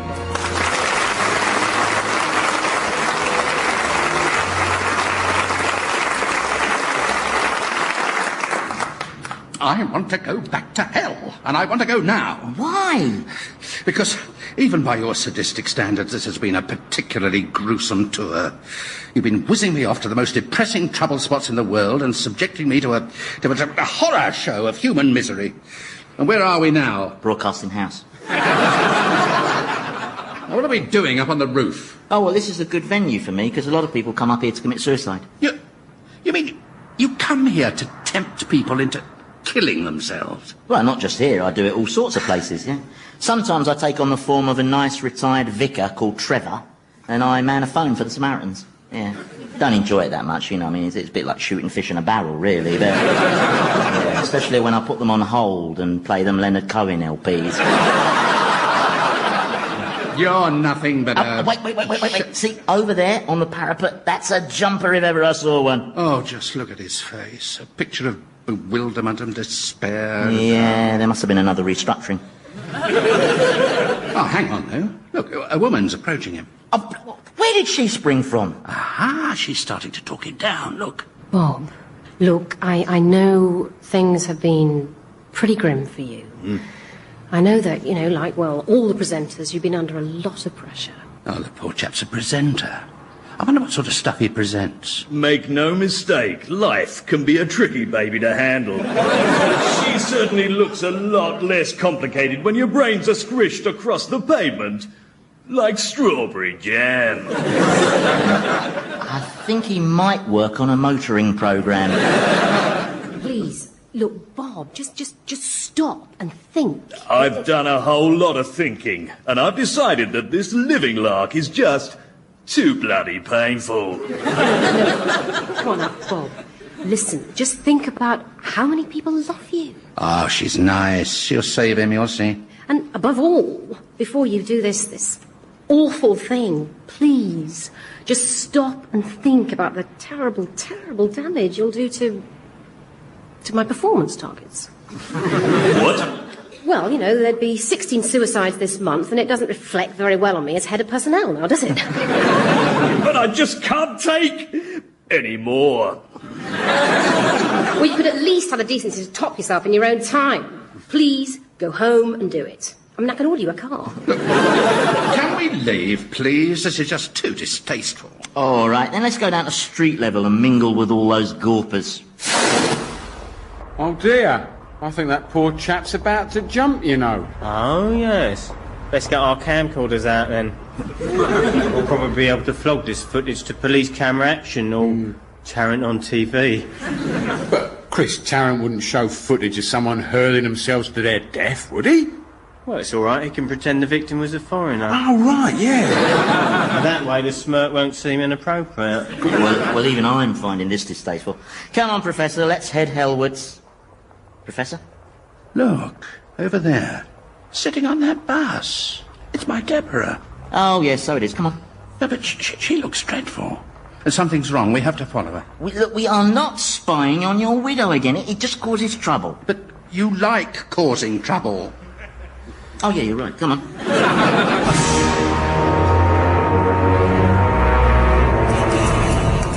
Do you know something, Scumspawn? For the very first time, I'm actually beginning to experience that special emotion which sets humans apart. Oh, what? Love? No, guilt. I'm experiencing definite twinges of shame about some of the bad things I did in my life, like shooting those elephants. Awful thing to do. I just picked them off with my rifle. Ripped their tusks out for the ivory. It was greedy. It was wrong. And it spoilt everyone's enjoyment of the circus. I wonder where Satan's got to. What are you so keen to see him for? He's going to destroy you. He said so. Yes, I know he said he was going to pulverize me into demon dust, sweep me up with a dustpan and brush, and tip me down the waste disposal abyss. But I think you have to look at the subtext of what he was saying. And that was? That deep down he values me and is very fond of me. That's quite a lot of subtext, isn't it? Oh, God. Listen, Professor. I don't like rubbing people's noses in it, but only joking, of course I do. Why is he so pale? It's all my fault, you see. If I hadn't got Satan here to sabotage the wedding, well, Deborah would have been married, and well, now it seems that Rory O'Donnell is saying he won't marry her. He feels it only bring her shame and misery. And what with his being in prison and everything. In fact, he said he thinks it's better that they don't see each other again. She's heartbroken. I'm sorry, Professor. Oh, hello, Scumspawn. Didn't see you. Actually, I'm glad you're here. Really? Yeah, I need you. Oh, right. Yeah. Can you just stand there a second, okay? And keep perfectly still while I obliterate you. Obliterate me? Yeah, I said to keep still. It's not easy controlling the aim on these thunderbolts. They got a lot of juice in them. Well, with respect. We don't like sentences that begin with respect, do we? No. Because with respect is a meaningless form of words that people use just before they tell you you're talking bollocks. This is all because he's been discovering his talents, isn't it? For music and for painting. He's developing as an individual, and you feel threatened by the idea of him outgrowing you. Well, with respect. And because you feel threatened, he has to be eliminated. Well, what have you got to say for yourself? I say close your eyes because demon dust stings. No! Oh, what the bloody... Oh, no. Who are they? Oh, the light's blinding. Look at their wings. Shimmering white wings. Golden, radiant faces. They're angels. Yeah. And not just any angels. The big one at the front, he's the most famous angel of them all. The angel who told Mary she was with child. You mean it's... That's right. You are looking at the angel Graham. The angel Graham? Surely his name is... Be quiet, mortal. I am the angel Graham. And this is my support team, the angel Derek and the angel Steve. Hi. So, Satan. So, Graham. Long time no see. Well, you've only yourself to blame for that. I beg your pardon? You got yourself banished from paradise. You were entirely the author of your own destruction. With respect, Graham. Look, I'm sorry, but I have to ask you this. You're not the angel Graham, surely you're the angel Gabriel. No, that was a typo. Yeah, you see, no, it's true. The scribe who wrote up the Nativity couldn't read his own notes. And by the time he'd realised his mistake, well, it would have meant rewriting all the scrolls. Yeah, unfortunate, wasn't it, Graham? Yes, it was. Because it meant all mortals came to know you as Gabriel, didn't it? Yes. And Gabriel's a bit of a Nancy boy's name, really, isn't it? Yes.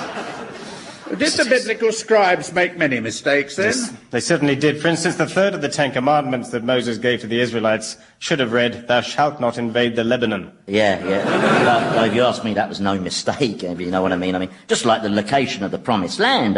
That was supposed to be in Belgium. Till some Hebrew got conveniently mistranslated. If we could just dispense with the nostalgia. I'm here... What's that yellow glow that surrounds you? Is it like the chemical luminescence you see in some fish? Fish? Yes. We used to keep cardinal tetras at home. And some evenings, me and Deborah used to switch off all the lights in the living room and draw the curtains and sit there in the dark, just watching our fish glow. Boy, you really lived in the fast lane, didn't you? So is your angelic glow that kind of luminescence, or is it some sort of subatomic radiation? Who is this nosy mortal? He's the professor. And why does he ask so many questions? I don't know, I think it's a disease. So, why are you here, Gabriel? Sorry, Graham. I'm here on a disciplinary matter, Satan. We've received reports that, contrary to the Almighty's most sacred laws, a senior demon and I've a pretty good idea who has been taking a mortal on sightseeing jaunts to the world of the living. Really? Oh dear, oh dear. Well, it's slap wrist all round and off to bed with no supper. God is most displeased. I bet he is, poor old soul. You don't seem to be taking this very seriously.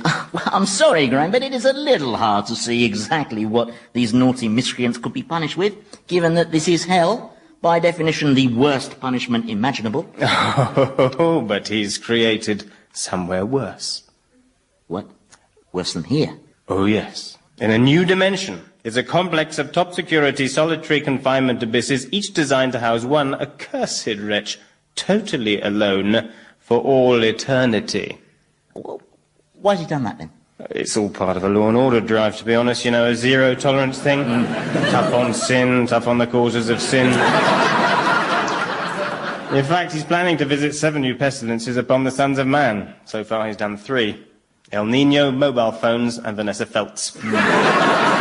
Well, look, you can reassure His Almightiness that I'm certainly not breaking any of his rules by going soft on the fleshlings. Oh, no, far from it. No, I continue to run a very strict punishment regime here. I mean, purely as an example, if you take this damned sinner here... Oh, no. Now, on a routine basis, I punish him with unbearable torments like, say, turning his pubic hair into killer bees. Or I fill his bowels with Amazonian fire ants. Or sometimes, for simplicity, I just hit him with a shovel. And if I time it right, his face actually takes on the shape of the shovel. You know, like the way it does in Tom and Jerry. See? Yeah. Do you want to go? No, angels aren't allowed to hit people in the face with shovels. No. Why are you staring at me like that, you deformed creature? I'm sorry. I just can't get over how beautiful you are. Was my master as beautiful as you when he was an angel? It was so long ago, I really can't recall. Can't you, Graham? Because I can recall everything, yes. For instance, I can still recall the pain as God ripped the wings off my back, and the nausea as he force-fed me my harp. Oh, yes. And I can still hear the sound of you sniggering. Sniggering? Yes, you know, sniggering, the cowardly version of laughing. I think your memory must be letting you down, Satan, because I stood silent. The profane enormity of your rebellion struck me quite dumb. Yes, apart from at the meeting, of course. Meeting?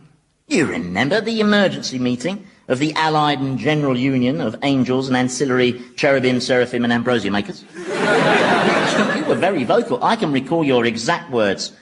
God's getting too big for his boots, you said.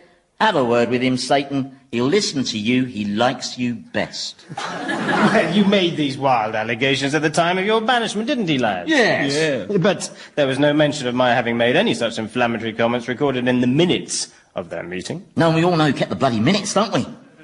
Well, we're going to take a tour of your kingdom now, Satan. Looking for evidence regarding these forbidden excursions.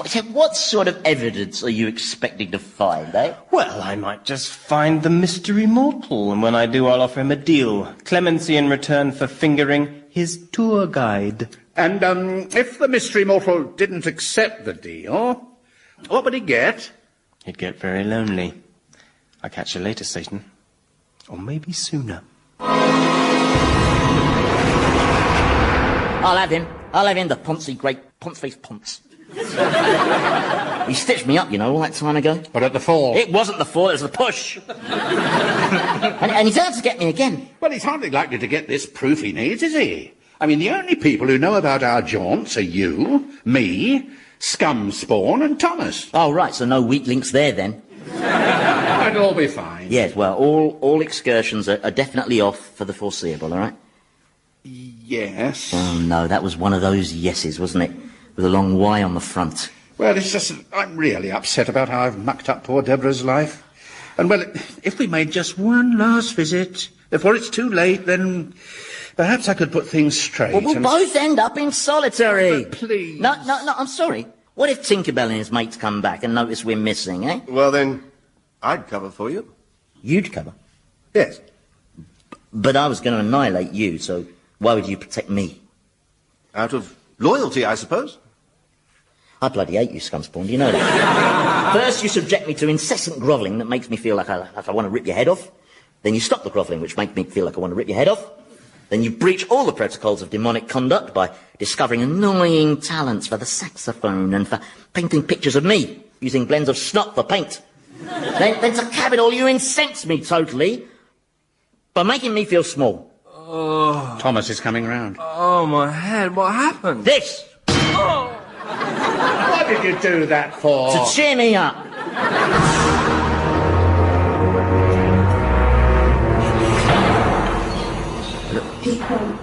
Look, can we just get this over with as quickly as possible and leave, please? Talk about cushy. This prison cell's got a TV in it. Eh? Rory O'Donnell, he's being allowed to watch TV. You can't call watching the telly a punishment, can you? Well, only on Saturday nights. Why is that woman reading the news standing up? Oh, well, that's Channel 5. They haven't got the budget for a chair. Hey, look, we're not here to watch telly. We're here to tell Rory here that cancelling his marriage to my wife was wrong, and that he has to marry her and jolly well make her happy. Right. Well, go on then. What? Well, tell him. Take on some human form and tell him. Yeah, but whose form should I take on? I mean, it has to be someone he'd respect. Well, he's a jockey, so let's think. Who would he admire? Sugar?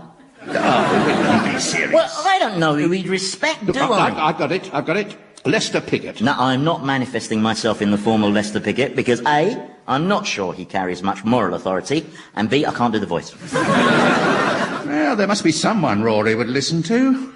Ah, now I've got an idea. And a worrying gleam in your eye.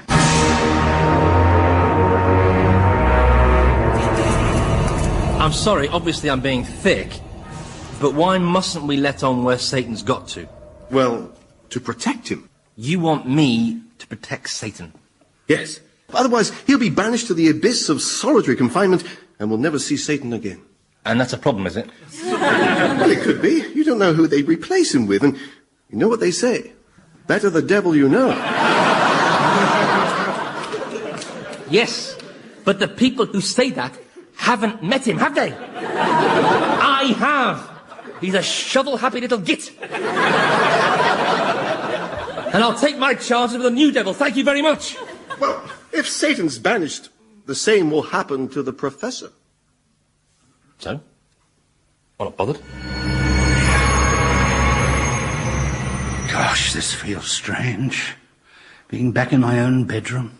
Oh, just look at my lovely Deborah. Fast asleep. Yeah, well, she's probably worn out from the heady excitement of watching the fish glow. Now, come on, what form do you want me to take and what do you want me to say? Well, tell me, is there such a thing as ghosts? Ghosts? Nah, they're an invention of the tourist industry. But if I appeared before Deborah, she'd probably presume I was a ghost, which would be in a way. No, you are dead. You do not make personal appearances. That is so against the rules. Even more against the rules than now being here. But you could make it happen, couldn't you? Well, yes, theoretically I could, in theory, but, you know... Look, this will be the last favour I ever ask, I promise. I bloody hate you, Prof, do you know that? You make me feel all confused and bewildered, and you give me these feelings that, well, feelings I don't like, frankly. They're icky, sissy kind of feelings. And, oh, sod it! There, you're a ghost, you're visible. All right. Would she be able to see you? No, I think finding Satan in her bedroom might prove a bit of a distraction, don't you? But you're sure she can see and hear me? Oh, my God! I think that answers your question. And if the professor goes, then, well, who'd help you continue this wonderful process of developing your personality into a human one? Are you seriously suggesting I'm dependent on the professor to do that? That somehow, without the professor, I'm doomed to remain as some deformed monster permanently poisoned by his hatred for the world and himself? Well, you're wrong, cowbonce. I don't need him. Shh! They're back.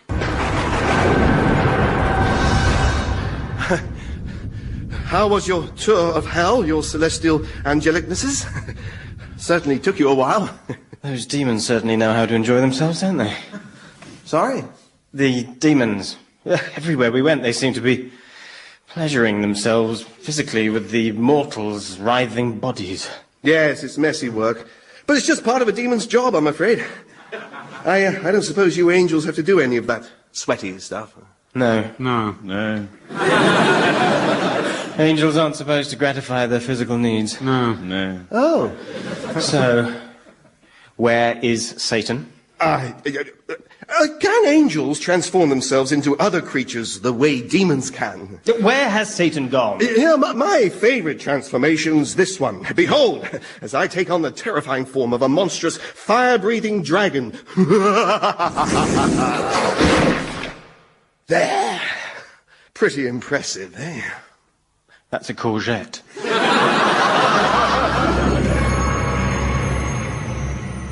Richard, I don't understand. I haven't got time to explain, Deborah. I just came to say I want you to be happy. And that means you mustn't split up with Rory. He's the one who's called things off. Well, I know, but I think you may find he's changed his mind. Why? Well, he was persuaded to by someone whose opinion he respects very highly. Who? Well, it was, well, if you must know, it was the Pope. The Pope? Spoke to Rory? Yeah, in a slightly dodgy Polish accent, yes. All that matters, my darling, is that you go ahead and just marry your beloved Rory, eh? We nearly got married a few weeks back. Yeah, I know, I was there. What? Big mouth. Well, you see, you may have thought that your wedding vows being interrupted when the vicar was denounced as a Satanist was just a spot of bad luck. But it wasn't, you see. That was all down to me, I'm afraid. I just couldn't let go of you, I suppose. But I'm letting go now. Oh, Richard. OK, Prof. Stylishly done. Now let's go, eh? You've let those tulips die. That's not like you. Well, I've been very down. But not anymore. Is it lonely on the other side? Well, it is quite lonely, yes. But at least it's full of, lots of us being lonely together. It's a bit like life, really. But look, we have to go. Can I kiss her? Well, you can, but if you do, the two polar dimensions coming into contact will result in a cataclysm that will destroy the universe. Best not, then. No, I think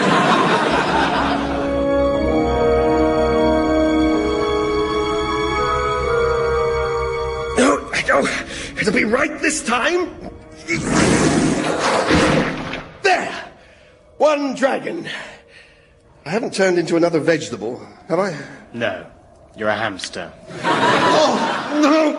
It's okay. No problem. Just reassume my form.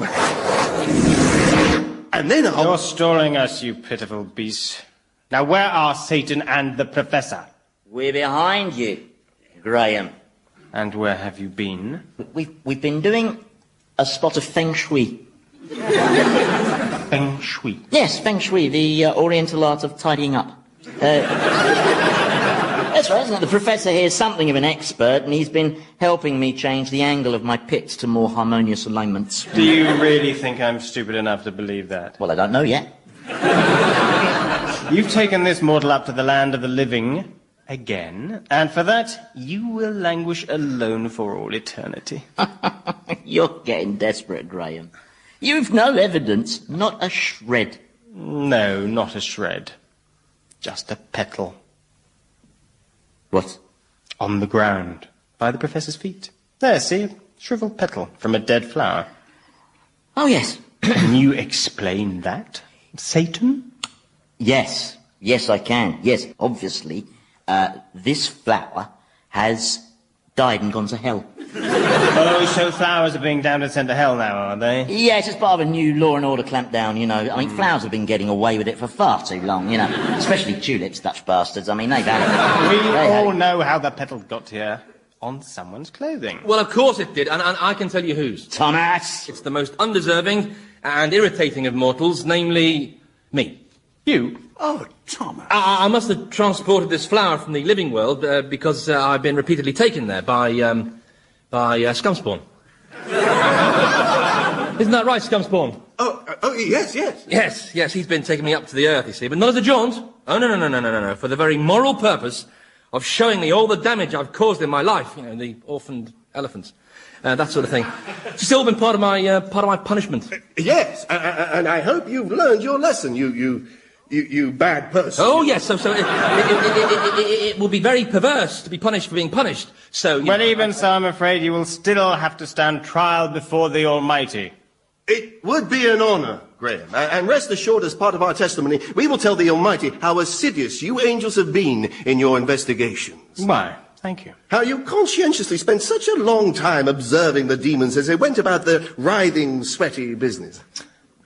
I'm not sure that's a detail worth mentioning, actually. No. Oh, but it is.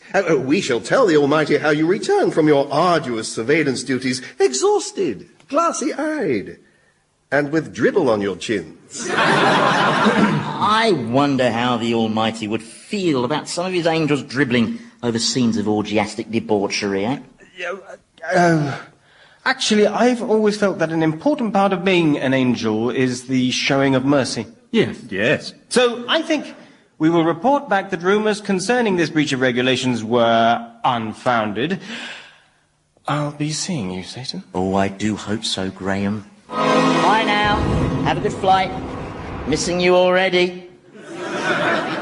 Quick thinking, scamspawn. Well, there's 3 words I never thought I'd hear. Thank you, Thomas. And there's 3 more. Yes, Prof, well, you know, I couldn't bear the idea of you being banished to eternal solitude because... Well, because think how dreadful that would have been for me, You never stopped to consider me for a moment, did you? Oh, no, you just went... Oh, I'm sorry, it was a reflex, wasn't it?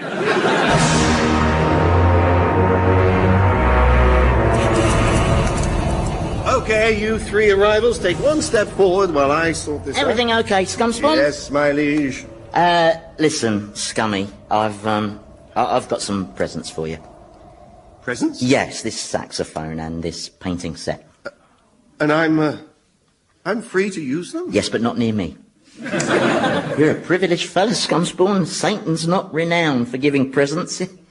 Well, I once gave someone Helen of Troy, but that was only on a temporary basis. I didn't rap or anything. Anyway, this is just my way of saying that, well, like, you know, gosh. Enough said. Oh, these new arrivals look familiar. Yes, well, these 2 were killed by the falling body of someone who leapt from the roof of Broadcasting House. Broke our bloody camcorders. And this is the suicidal wretch in question? Oh, yes. Name and occupation, please. Alice Trent, BBC personnel.